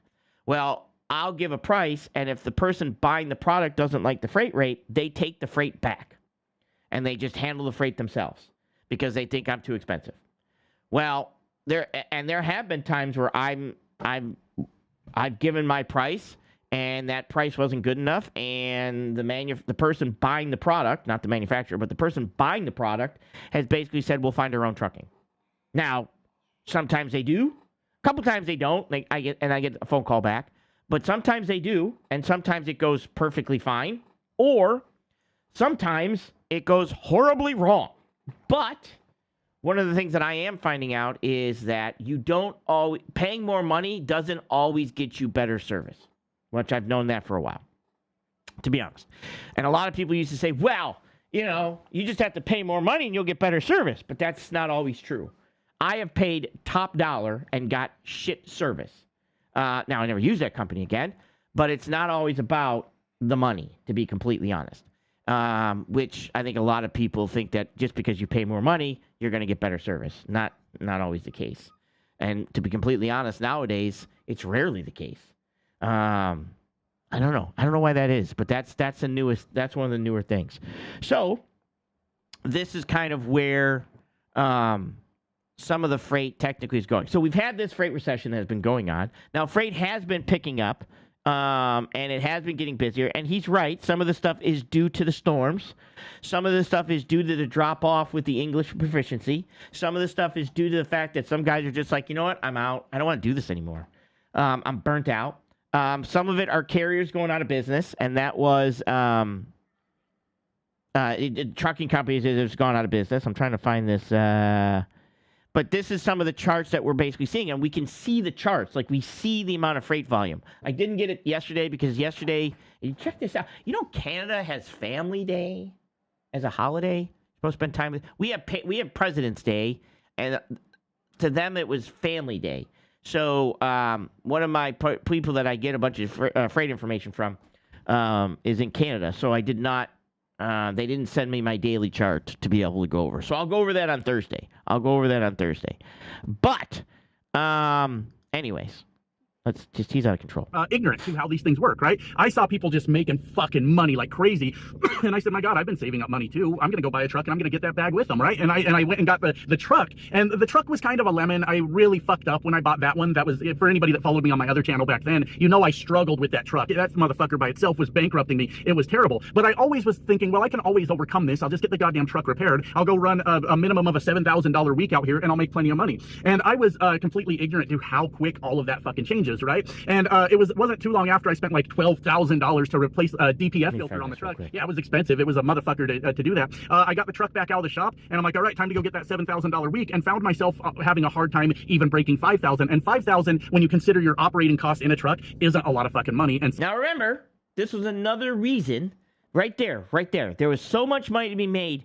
People that probably didn't have any business sense, didn't have any idea in regards to maintenance, the cost of trucks, the cost of repairs. And that, look, nothing bad on that, but you're going to want to do a little bit of research and understanding of that. He said this. He jumped in, and I'm not just attacking him. He's jumped in on this not knowing and buying a lemon of a truck, which happens. That happens.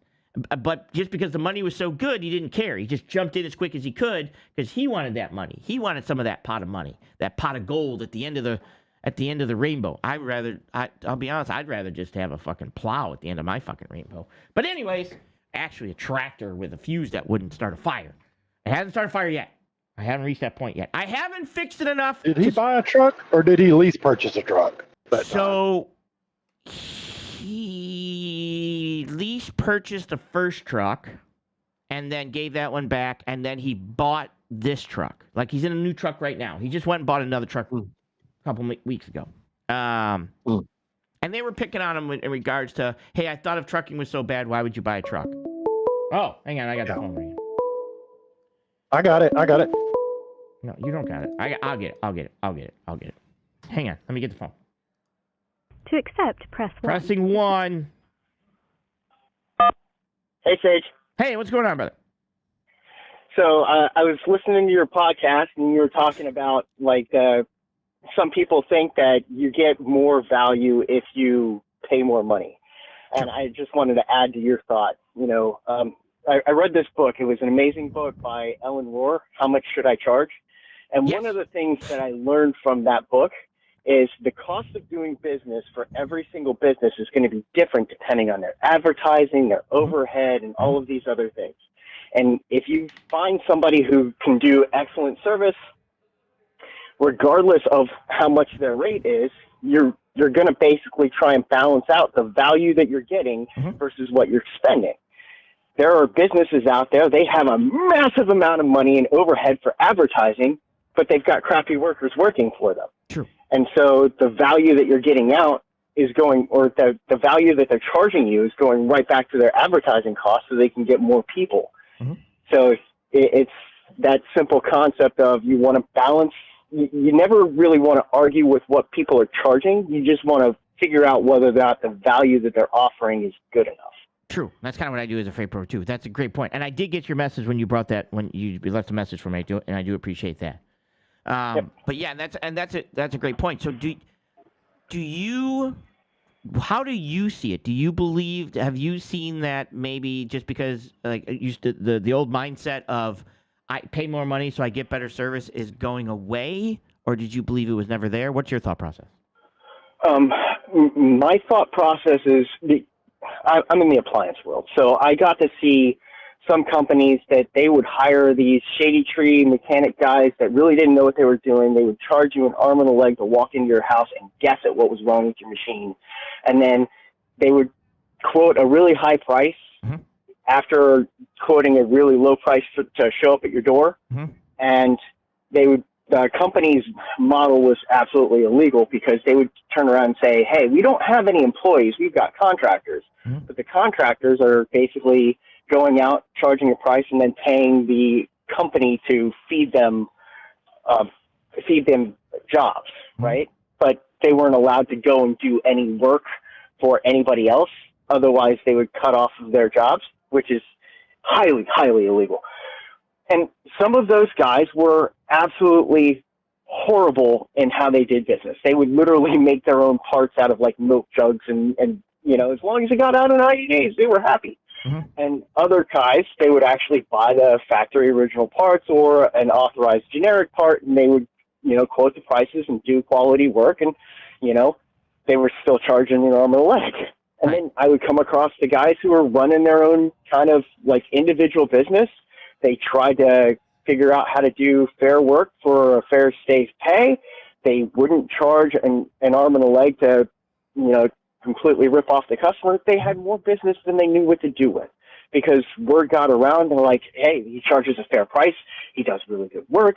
You know, they didn't have a lot of pain in the tail jobs, and they had so much business that they were actually able to cherry pick the jobs that they wanted, including, like, they would be like, I don't work on this brand because it's got too much digital technology in it, and I'm just too old and don't want to have to take the time to figure it out. Literally cherry pick their jobs like that. Or they wouldn't work on certain brands because, you know, they were just known to fail. It costs way too much to fix, all of that jazz. So as far as quality, I've seen it where, you know, people think, hey, I'm going to pay a good wage, and, you know, the cheaper the job, the less quality you're going to get.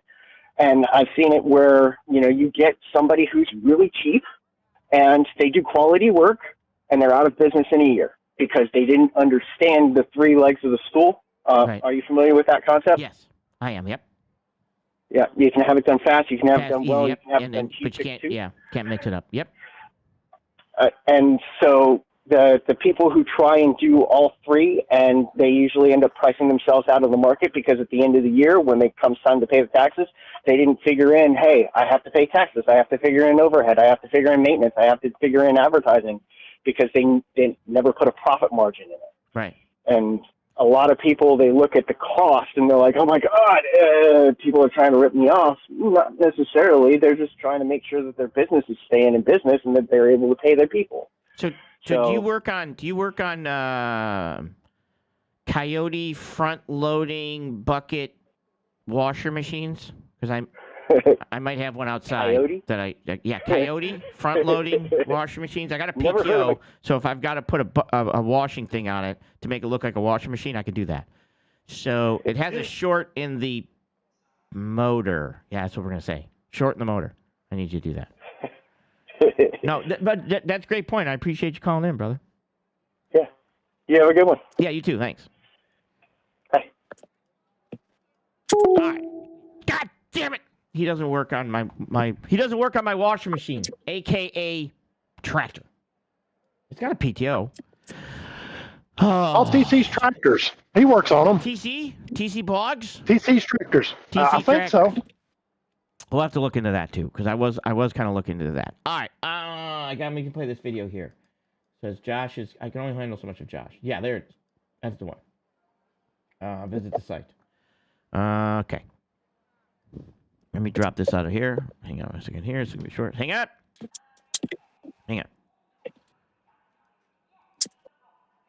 Pause.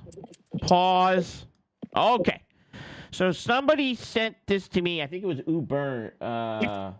I think it was Bernsey. Sent this to me in my Discord. We're gonna watch this video right here. It's just a short. It's not 16 foot. Yes, it was Bernsey. 14 million views. Why? I'll take a look because it's a curbside delivery. What do you mean curbside? That means I get paid to leave it by the curb, but I accommodate as much as I can. Take a look, because if you can't get it to me, I don't want it out front here. No, I'm saying I'll bring it as far as I can. But what I'm saying is if you can't get the site back in the back, I don't want it. I get paid to literally leave it right there. I'm saying take a look, see if you can get through here. If not, take it back with you. You might make it through the gate, man. All right, I'm listening so far.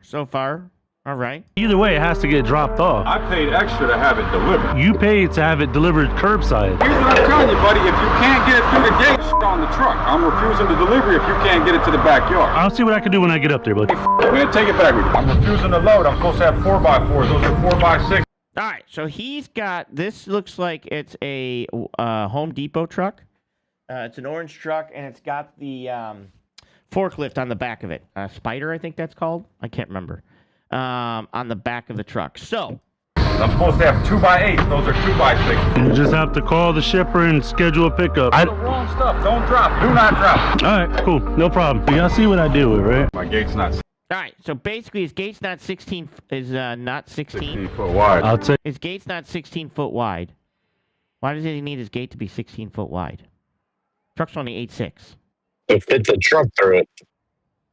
Take a look because it's a curbside delivery. What do you mean curbside? That means I get paid to leave it by the curb, but I accommodate as much as I can. Take a look, because if you can't get it to me, I don't want it out front here. All right, so as of right now... No, I'm saying I'll bring it as far as I can. But what I'm saying is if you can't get the site back in the back, I don't want it. I get paid to literally leave it right there. I'm saying take a look, see if you can get through here. If not, take it back with you. So you think he's wrong, Jenny?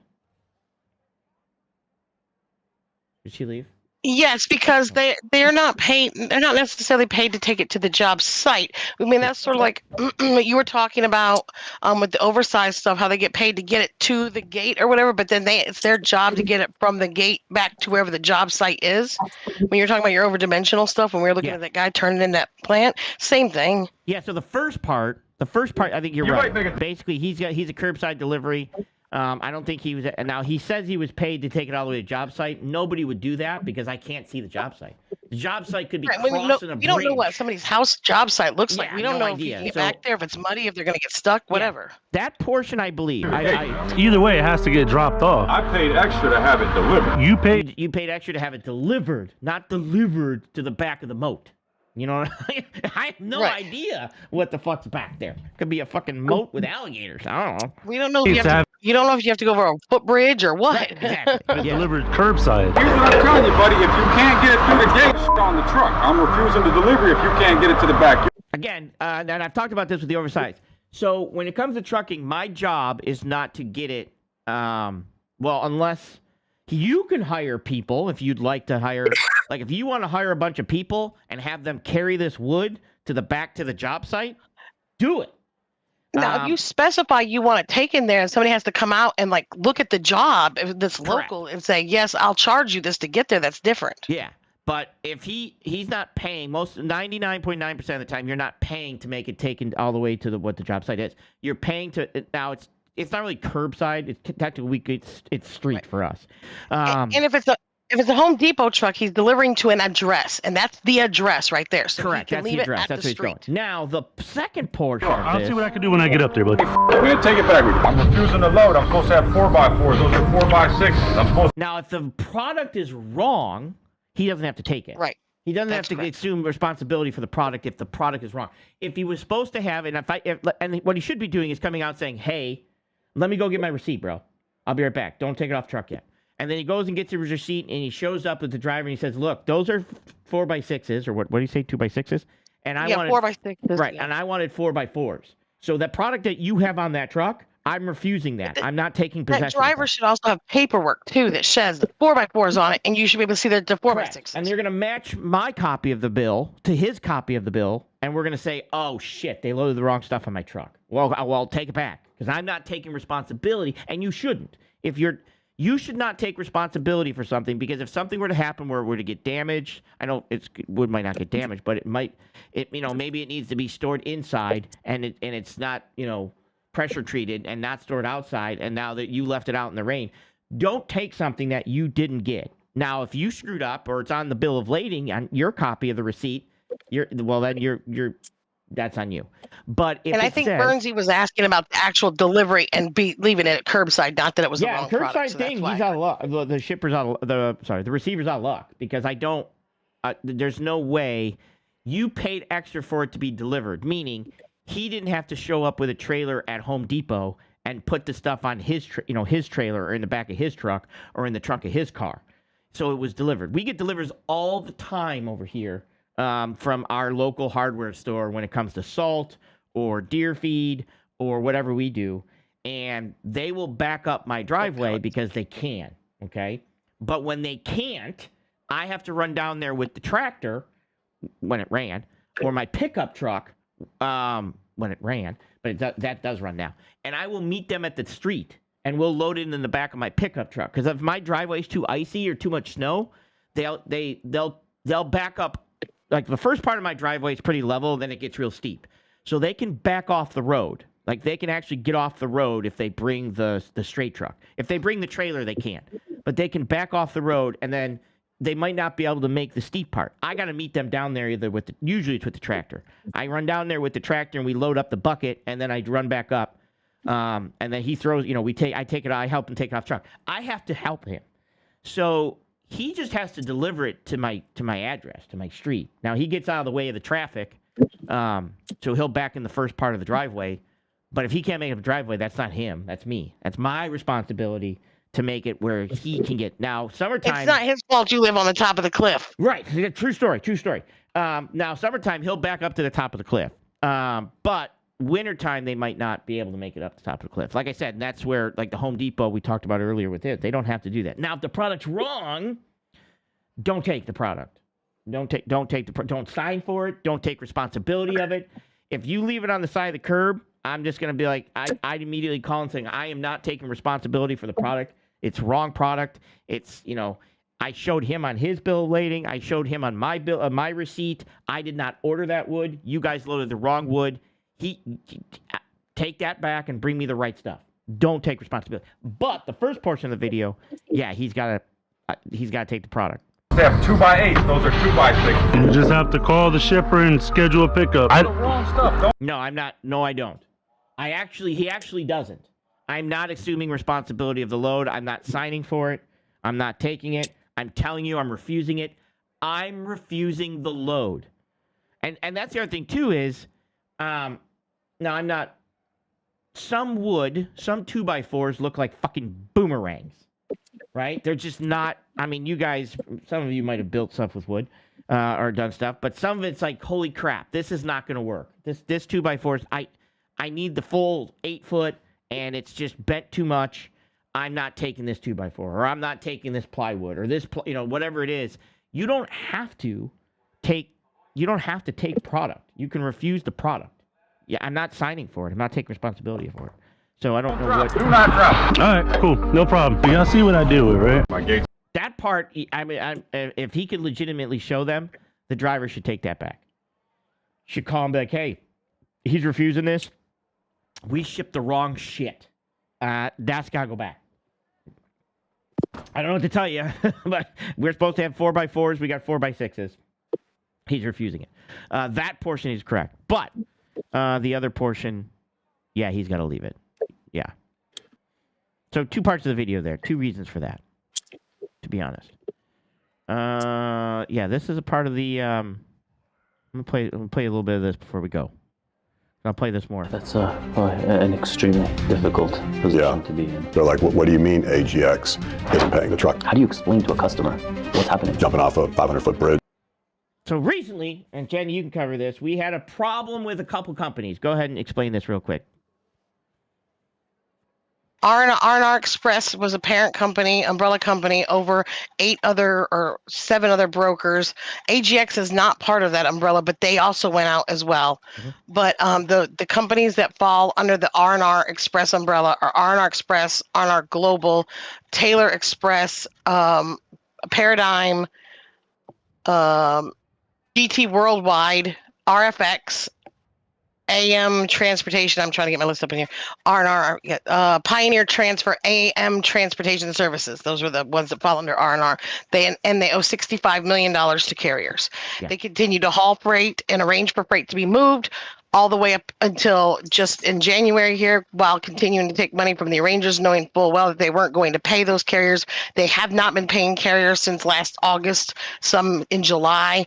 So now there's $65 million outstanding owed. And the CEO of R&R moved a company retreat property in Florida worth $10 million into his wife's name a week before they closed the company. Allegedly. That last part's allegedly. Allegedly. Yeah, it's not proven yet. They're okay. Also, WLE and WLX was part of the R&R umbrella, but they went with a different lending backer and got out from underneath the R&R umbrella before it folded. So WLX and WLE, who was previously under the R&R umbrella, are not in this.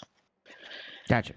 And this is They'd probably be harassed on stuff also, right? I need to look at somebody else in the mirror than the white bearded guy that just lost his company. So are you still in the state of shock? AGX Freight, it's all over the news, and I'm sure you guys are wondering, what in the world happened? Well, today I'm interviewing Mike Williams about the recent shutdown of AGX Freight. We're gonna dive into the key factors behind the shutdown, including the dispute with their senior lenders that literally froze their working capital. We're gonna be asking the tough questions, but not by a reporter, by a fleet owner. So we're gonna get to the bottom of what happened and explore what's next for AGX Freight and the industry. This conversation is crucial for those of you that are in our industry so we can understand and learn in order to grow together. So let's get in there and ask them those questions. Today is just, what can people learn from this experience? And I'm trying to maybe go into the angle of the powers that the banks have and how brutal they can be. And I think that just from, just the articles that I read, I think you've had probably the worst experience with them.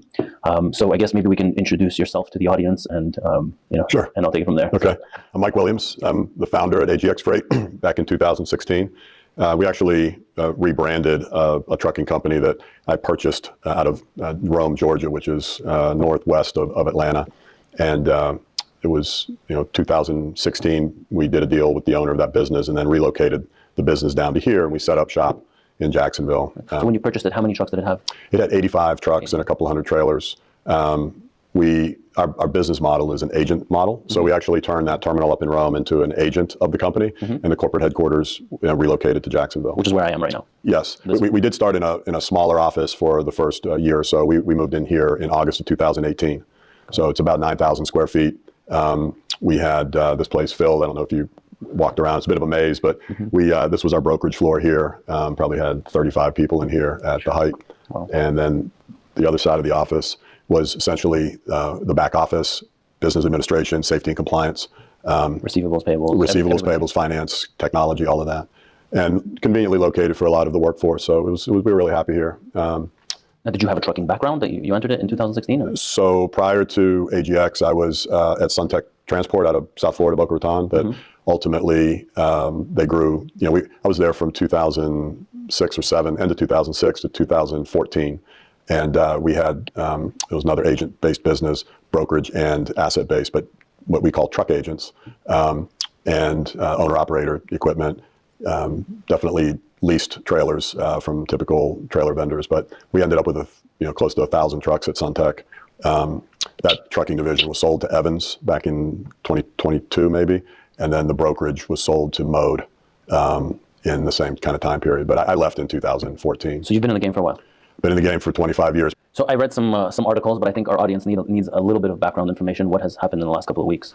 Yeah, so we got notice from a lender that we get our working capital with through a credit facility that a co-borrower, R&R Express out of Pittsburgh, had defaulted on certain provisions of the loan package, and therefore the lender was cutting off access to the working capital. And in this business, you've got to be able to pay your trade payables, trucking companies that are hauling the freight for you and your customers, and of course agent commissions and payroll and just all the expense of the business. I mean, we needed $1 million to $1.3 million of cash every week, and we had the working capital on our balance sheet and in our own kind of self-contained operation here in Jacksonville. But because we were connected to the R&R family of companies out of Pittsburgh, Can you just explain a little bit about this connection? Sure.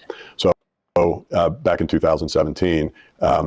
R&R Express helped me close out the purchase of AGX with the gentleman that I bought the company from, and became a part owner in the business. And one of the things that we benefited from the relationship was access to working capital. We were, in 2017, we were still in essentially transition mode. Yeah. So I want to say on the working capital thing that back in 2022 or 2022, 2023, Huntington Bank, a Columbus-based bank here in Ohio, and some subsidiaries gave $88 million to R&R and their affiliates to run. Now, to current date, they still owe $40.9 million of that to Huntington Bank, and they wanted more working capital to continue to bankroll their operation, and the bank said, no, you owe us $40 million, we're not giving you any more, and that's why they had to close their doors. But I just wanted to add to it, because he was talking about his lender. It might not be the same lender, but Huntington Bank is the one that is actually bankrolled the majority of that money that went to R&R. Go ahead. Gotcha. As I said earlier, we relocated the corporate headquarters of AGX from Rome down to Jacksonville, and so we were, just standing up the business, and so R&R, who was in the market looking to grow their business, we entered into a transaction with R&R, and we became a co-borrower on their basic credit facility that they were in the process of closing at the time. So they had a lien on your receivables? So part of that lending structure is it's a senior secured lender. They have a first position in the receivables being the primary fluid liquid asset, and then everything else is basically tied up in that loan structure.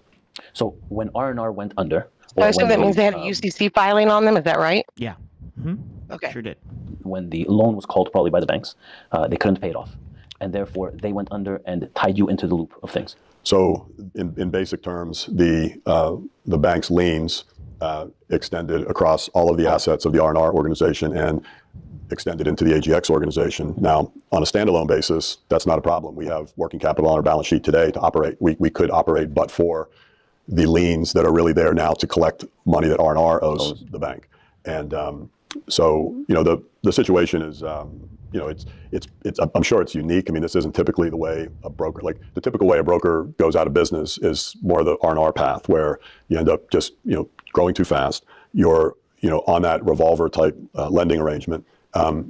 You're essentially borrowing carrier pay if you're funding growth, if you're expanding and making acquisitions and maybe buying equipment and buying properties, as it's alleged in some of the publications, news stories that are out there. And then, through rapid growth of the COVID, because that was big for, the freight logistics companies. Huge! All the money is tons and tons and tons of money being thrown in COVID. And then the freight recession the last 3 years. So you grow and you grow, and then you kind of go down a little bit. So what happened to AGX asset-wise during COVID? Did you guys also grow? So we did grow. We had our best year in 2022. And, it was just crazy year, right? Crazy. How many year. trucks at the time? Assets? We were about 130 at the time. Yeah. And then of recent, how many assets altogether? So we were down to about half that. At the end of December. So yeah. Oh, okay. So walk me a little bit more about the R&R. So you received the letter, or you received, like, there was no way to pay them out? There was no way to get a factoring company in here to try to buy out the arrangement? Yeah, so that was the plan. We had a new lender lined up, and we had been working with the new lender for about 2 months, maybe 2.5 months going into January, so fourth quarter of 25. And there were a lot of things going on that were on the runway, so to speak, ahead of us with respect to R&R and their dealings with the bank. And we were essentially waiting our turn. There were some other transactions that occurred where R&R sold off some other properties, and those things just took attention from their senior team and the bank and the lawyers, et cetera. At the end of the day, though, the arrangement for purchase price and how I was going to refinance the bank and basically pay off R&R's position in AGX, essentially we hit an impasse at the 11th hour because the bank wouldn't release their liens for the purchase consideration that I had with the team at R&R. Have you ever tried to exercise this option before, like the last 6 months? Yeah, we had been working on essentially restructuring the ownership of AGX as well as financing. It's been difficult just because of the challenges that R&R's had. I mean, it wasn't necessarily a sudden blink of an eye for R&R. The market kind of saw it coming. With AGX though, nobody would have any reason to understand or think or believe that we were going to be caught up in this, and we had no expectation. I mean, to be really honest, bankruptcy comes on slowly, then suddenly. That's just the way shit happens. It's like, it starts to happen slowly, but we can get ourselves out of this. We'll be fine. We'll just make a couple changes here, We'll give you a few people here. And it's like, oh shit! All of a sudden, suddenly you're like leaving truck drivers with no fucking access to fuel cards. And that's, oh god damn it, that's a problem. We had no expectation, from a glass half full optimism. We're going to make it through. I have financing in place. I have a deal structure and a price that I'm being underwritten for. I have the ability to close the deal. I want to give people perspective on how much this is going to pay out. So I use Pan American Transporters from 2021 as a mile marker for a lot of things. And back in 2021, Pan American Transporters, they flipped from being a legitimate type broker into being a complete double broker. They were double brokering loads all over the place. But when they went out, they had $3.1 million against their $75,000 bond, and it paid out at 2.9%.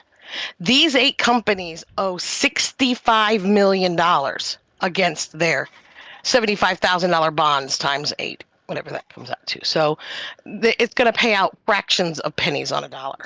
Not that good. Not good. And the bank ultimately determined that the value that I would pay at closing was insufficient for them to release their liens. And there was about a 3-day window of back and forth, and then they just finally said, forget it. And that was it. I had no choice from there. So the financing that I had in place and the capital that I had in place, paying off the bank's requirement would have left me in the $2 to $3 million short of working capital day one after I paid the price. And I had no expectation that I would have to overpay for the business like that. So I wasn't prepared. There wasn't any time. The R&R thing hit the wall. And getting another lender to pay out like the receivables, they wouldn't. No, there wasn't like sufficient. Well, we again on the R&R side, they've got big problems. On the AGX side, I could replace the current lender with a new lender and pay the agreed price between myself and R&R, and I would be in business right now. There wouldn't be a story about AGX. We would be on our own, plugging away. So what happened to the drivers, the trucks? So we were concerned going into the end of the year. We had been losing money in our trucking operation based on a variety of things, all the factors and costs. Just so you guys are aware that everybody was losing money over the last 18 months. It's not just a. Yeah, it'd be irregular if I said we were making money and oh my boy, we had to shut down the trucking company. But the rates, it's hard to understand the market that buys truck capacity would allow prices to fall. And again, I realize a customer, they want the freight moved as cheaply as possible and safely as possible. True. In a lot of cases. But there's a certain, trucking companies aren't banking a bunch of money. I mean, they've got truck expense, maintenance on the truck, fuel, driver, insurance, just to name the highlights. And we found it almost impossible to, figure out how to dial in compensation structure for the truck and the driver, while also, offering competitive rates to customers for them to actually say, okay, we'll use your truck capacity at these rates. And so it was always a kind of a back and forth, internally, but they're owner operators, right? So we were able to find them new homes. I believe, I'm not sure exactly where they ended up. What happened to their pays, or did a lot of them get paid in full, or would you say that, hey, do you have a product, device, or service that can benefit the North American trucking market? Well, guess what? You can become a featured sponsor in one of our next 50 million that have already to their pays, or did a lot of them get paid in full, or would you say that? All the drivers, all the trucks that were running AGX on the side of the cab, they all got paid. Everybody's been paid. Perfect. It's the trucking company. And the other aspect, too, is let's say AGX is a freight company. They have trucks and stuff like that, too, right? So this is another thing when the freight brokers are looking at stuff now, especially now, is we're looking at this saying, hey, what happens if this trucking company were to go out of business with my freight in the box, right? Or on their back if it's an open deck, because I do open deck. So this is also a major problem that we're doing. So that's why I'm saying just paying more sometimes doesn't mean that you're going to get better service. You could pay more for this guy. I could have paid this guy $3 a mile to haul my freight, but the problem is that they've got no money, and next thing you know, they're closing the doors, and there's freight on their back. So there's a lot of other aspects nowadays to then just pay more money and you'll get better service. You know what I'm saying? And I understand why this guy's stammering around. There's some things he probably can't say due to R&R's closing and things that they had 100%. outstanding, what have you. But the overarching thing is that these 8 brokers went out of business, owing millions of dollars to trucking companies. How many small trucking companies is this going to take out? Because these people have been owed money since July or August. So there's going to be a lot of trucking companies that haven't been paid yet that aren't going to get paid in full. They might get paid a fraction, whatever, because we're going to ask all of these shippers, companies, and beneficial parties to pay twice. So all of these trucking companies, there's going to be a lot of them that fall out because they had lots of receivables. There's Vantage that has over, I think, $250,000 owed to them, and Yemenez, I think it has like 90,000 owed to them or something like that, or maybe over 100,000. But my thing is for those companies, and I'm not trying to pick on you guys, but why did you let your receivables get out that far without having payment coming in, and why did you continue to move freight for them? But the other thing is there's a trickle down effect to the smaller mom and pop manufacturing companies, the tool and die companies, the metal manufacturing companies that are going to have to pay for all of this freight twice now. So now they paid R&R or AGX or whatever, and now they're going to have to pay these final mile carriers a second time because the R&R didn't do their fiduciary responsibility in paying out that carrier, and it's going to really hit the bottom line of those companies, and there might be some closures there as well. True. That our brokerage owes, that is the hang up, and that's my mission imperative right now, is to find a way to get the trucks paid. How much payables are there approximately owed to these? Several $1 million. Yeah, it's not insignificant, and we've just met today, Ronan, but my personal brand is integrity and trying to achieve excellence, realizing that it's very hard to get to the highest level of service to your stakeholders, internal and external. And throughout the course of our 9-ish year run, our number one thing that we were so proud of and took as serious as you can take it, the truck has to get paid, right? These guys and gals that are out there with a very difficult lifestyle on the road. Some really enjoy it. They love to get out and see the open highway. Others, it's a job, and it's a tough job, and they've got to get paid. And in this particular situation, I've got things I'm considering, and my goal is to get them paid. Like, I've lost my business, but there's I lose my reputation, and my integrity is challenged if I don't get these trucks paid. So. Yeah, that's an extremely difficult position to be in. How do you explain to a customer what's happening? Like manufacturing plants that you've been working with probably for years. How do you pick up the phone, or they're probably being harassed nonstop also, right? Yeah, a lot of carriers are finding their way to the customer or the bill of lading parties because they have the paperwork for the load, obviously, and many of them factored their invoices with us, and so I think the prevailing. And I think most of the factoring companies had you on no recourse, right? Well, we had. Earlier I was going to say that we prided ourselves on having an A++ credit rating in the carrier market, and that's just you have to have that, and we accomplished that. We maintained it. The That's a question. How fast did they go from A++ to 0? Internal team here that was responsible for processing transactions accurately, getting the customer invoice, settling to the truck, and just meticulous about it. The reward, part of the reward for that hard work was when truckstop.com or Ansonia would report that we're A++.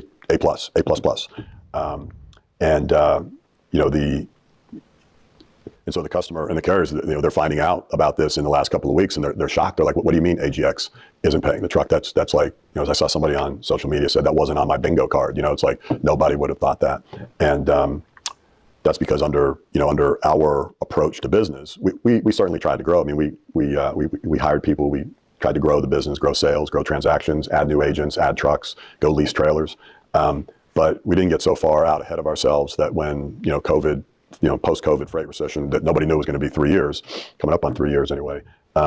Nobody thought it would last that long, but we were, disciplined in our approach to budgeting and not being too aggressive trying to grow. So that's facts. Nobody thought it was going to be 3 years. The situation with R&R and those liens, even if I was which we're out of business, but I have balance sheet liquidity or balance sheet net assets to have all the carriers be paid off of our balance sheet, and it's the money on the R&R side that is being collected and paid. So your receivables right now are going towards paying R&R's debt with the banks. Correct. Wow. And that's just doesn't seem like the way it should work. And again, the bank obviously has its position, and it's got reams of paper agreements and all the details of what that kind of credit facility looks like. They've got good lawyers that work with them, so it'll be a challenge, but. This isn't a situation where the principal of the brokerage runs away and hides. And one thing I want to be sure I try to do today for you and your viewers is not to make excuses. It's really to explain. And then anytime you have a problem, it's always, well, what's the solution? So that's what I'm looking at now. Kind of what can I do to so get at the forefront is trying to get these carriers paid up.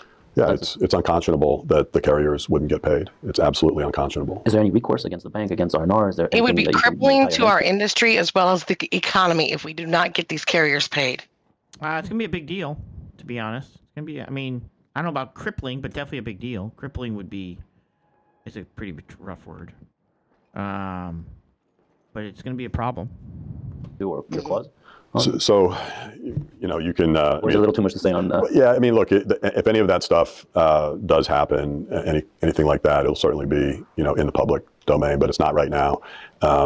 It's, we're trying to, there's, when you're going concern business and then you just stop in the blink of an eye, literally within a day or two, you're like, all of a sudden, you're not doing business. Like, we're not on the phone moving freight, it just stops. And we were doing 800, 900 loads a week in total across, and all of a sudden just gone. And so there's cleanup, there's wind up stuff, administrative stuff. And so really want to, like the carriers, absolutely, that's going to take, a big effort of some sort, but a lot of the loose ends around, just the electric bill, the landlord, all that kind of stuff we're working on as well. If you could take back time, what would you do differently when it came to the R&R and the loan? Like, how would you have been able to structure it properly while getting the funds, but also securing that something like this wouldn't happen to you? Yeah, so the relationship with R&R was great for more years than it's been bad. A lot of good people in Pittsburgh. Coincidentally, I was born in Pittsburgh, originally from Pittsburgh. So I always thought it was, personally interesting to me that, as I left that Suntech organization, I was going to go try to do my own thing, AGX, and I needed working capital assistance at that time, and R&R was there. So when you mean working capital, you mean above and beyond of what your receivables will allow you to factor? A revolver, which is basically you have your AR, and there's a weekly or monthly borrowing base analysis that you do, and you're able to draw some percentage of your eligible AR, and that basically represents your working capital capacity, what the lender will advance against your available AR, and what is that amount in the U.S.? I know in Canada it's about 75%. Sometimes they'll push it to 80%. If you have insurance, it'll be 90, 95%. Yeah. In the U.S., how does it work? It can get to 90% with using a credit insurance agency to support those receivables. Cash comes in, it flows obviously. Customer receipts, carrier pay, payroll, all the other expenses that you have, insurance, downstrokes, and claim out-of-pocket money for claims. And so you need to be able to access. You can't wait, for a customer receipt to come in so you can clear a check. You need to have essentially, at our stage, throughout our 8 or 9 years, we needed that kind of revolver. So if we had, I'm just going to give you an example to illustrate kind of the percentage of what our borrowing was. So we had availability to borrow up to 85 or 90%. And let's say it was $10 million. So you can borrow $8.5, $9 million. We hovered in that probably 25 to 30% of the availability. So we had, in that example, millions of dollars of $2.5, $3 million of available.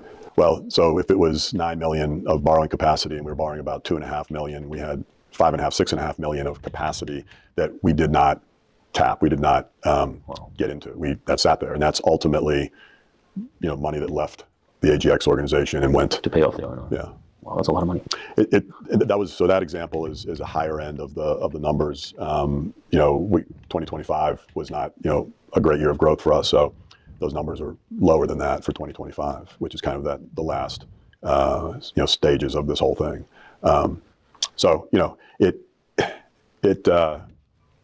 It was as I said, a very good relationship until it just kind of got away from the guys up in Pittsburgh. So it's been less than 10 days. Are you still in a state of shock, or like that this has actually happened? It is shocking. How fast has this place been emptied out? 2 weeks. Within 2 weeks. Yeah. I mean, we had probably 30 to 35 employees. This room was probably half filled, and then the back office over there was probably half. We had downsized and really trimmed our expense structure going into the refinance of the current lender. That deal that was by all accounts should have happened as far as I'm concerned. I did an interview with the Jacksonville Business Journal a couple of weeks ago, and I described their final offer as jumping off a 500-foot bridge without a parachute, and there just wasn't. It was great for the lender because they would get paid and maximum of their value of their collateral, but the deal I didn't have millions of dollars more going into the deal, and we just ran out of time. So going back to that question, what would you have done differently with the R&R relationship if you could have taken back? So you're not dependent on them, or they're not dependent on you. Like, was there any way to do the paperwork that it wouldn't? I could have exited earlier in the coming out of COVID and before the freight recession really stepped on all of us. That window of time was probably the time where I should have made the judgment call to go ahead and just not because anything was going wrong or anything had soured. The purpose of the relationship was no more in that time frame. We could get financing, without the being the co-borrower with R&R, and we actually were prior to that, but COVID really kind of just changed everybody's options on the table for what to do next. So we were, and what COVID was that 2020? Yeah, but the after effect. Yeah. So the best years were end of 2021, and then 2022. The first 6 months, I think, were the I know for us it was within 3 months. I don't think we made enough. I don't think we made as much money in 2 combined years as we did in that 1 quarter. It was just numbers that were never heard of, and exactly. And those big numbers. That's what drew That's where all the money came in. Excess, what is now excess capacity. I mean, $6 a mile, $7 a mile. People are running into the market. And you're buying trucks for 2-3 times what they're worth today. With the freight recession and lack of that demand and those rates. But the first couple of years we were growing into ourselves. We were. All right, I'm gonna leave this one here. I gotta duck out of here, guys. Sorry, like I said, I'll have most of my stuff. I'll do my Tuesday show on Thursday, so I'll do the freight market and stuff like that. But I did want to cover that. Appreciate you being here and listening to my story of trying to get shit plowed. But that being said, I'm out.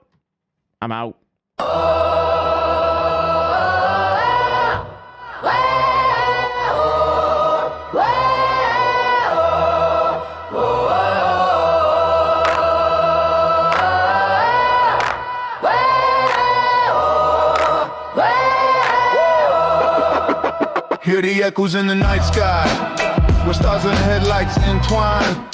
Tales of diesel and determination, living life beyond the white line. On a desert stretch where silence roars, tires hum a solemn tune. Every journey writes its saga in the glow of the highway moon. Sage outcast.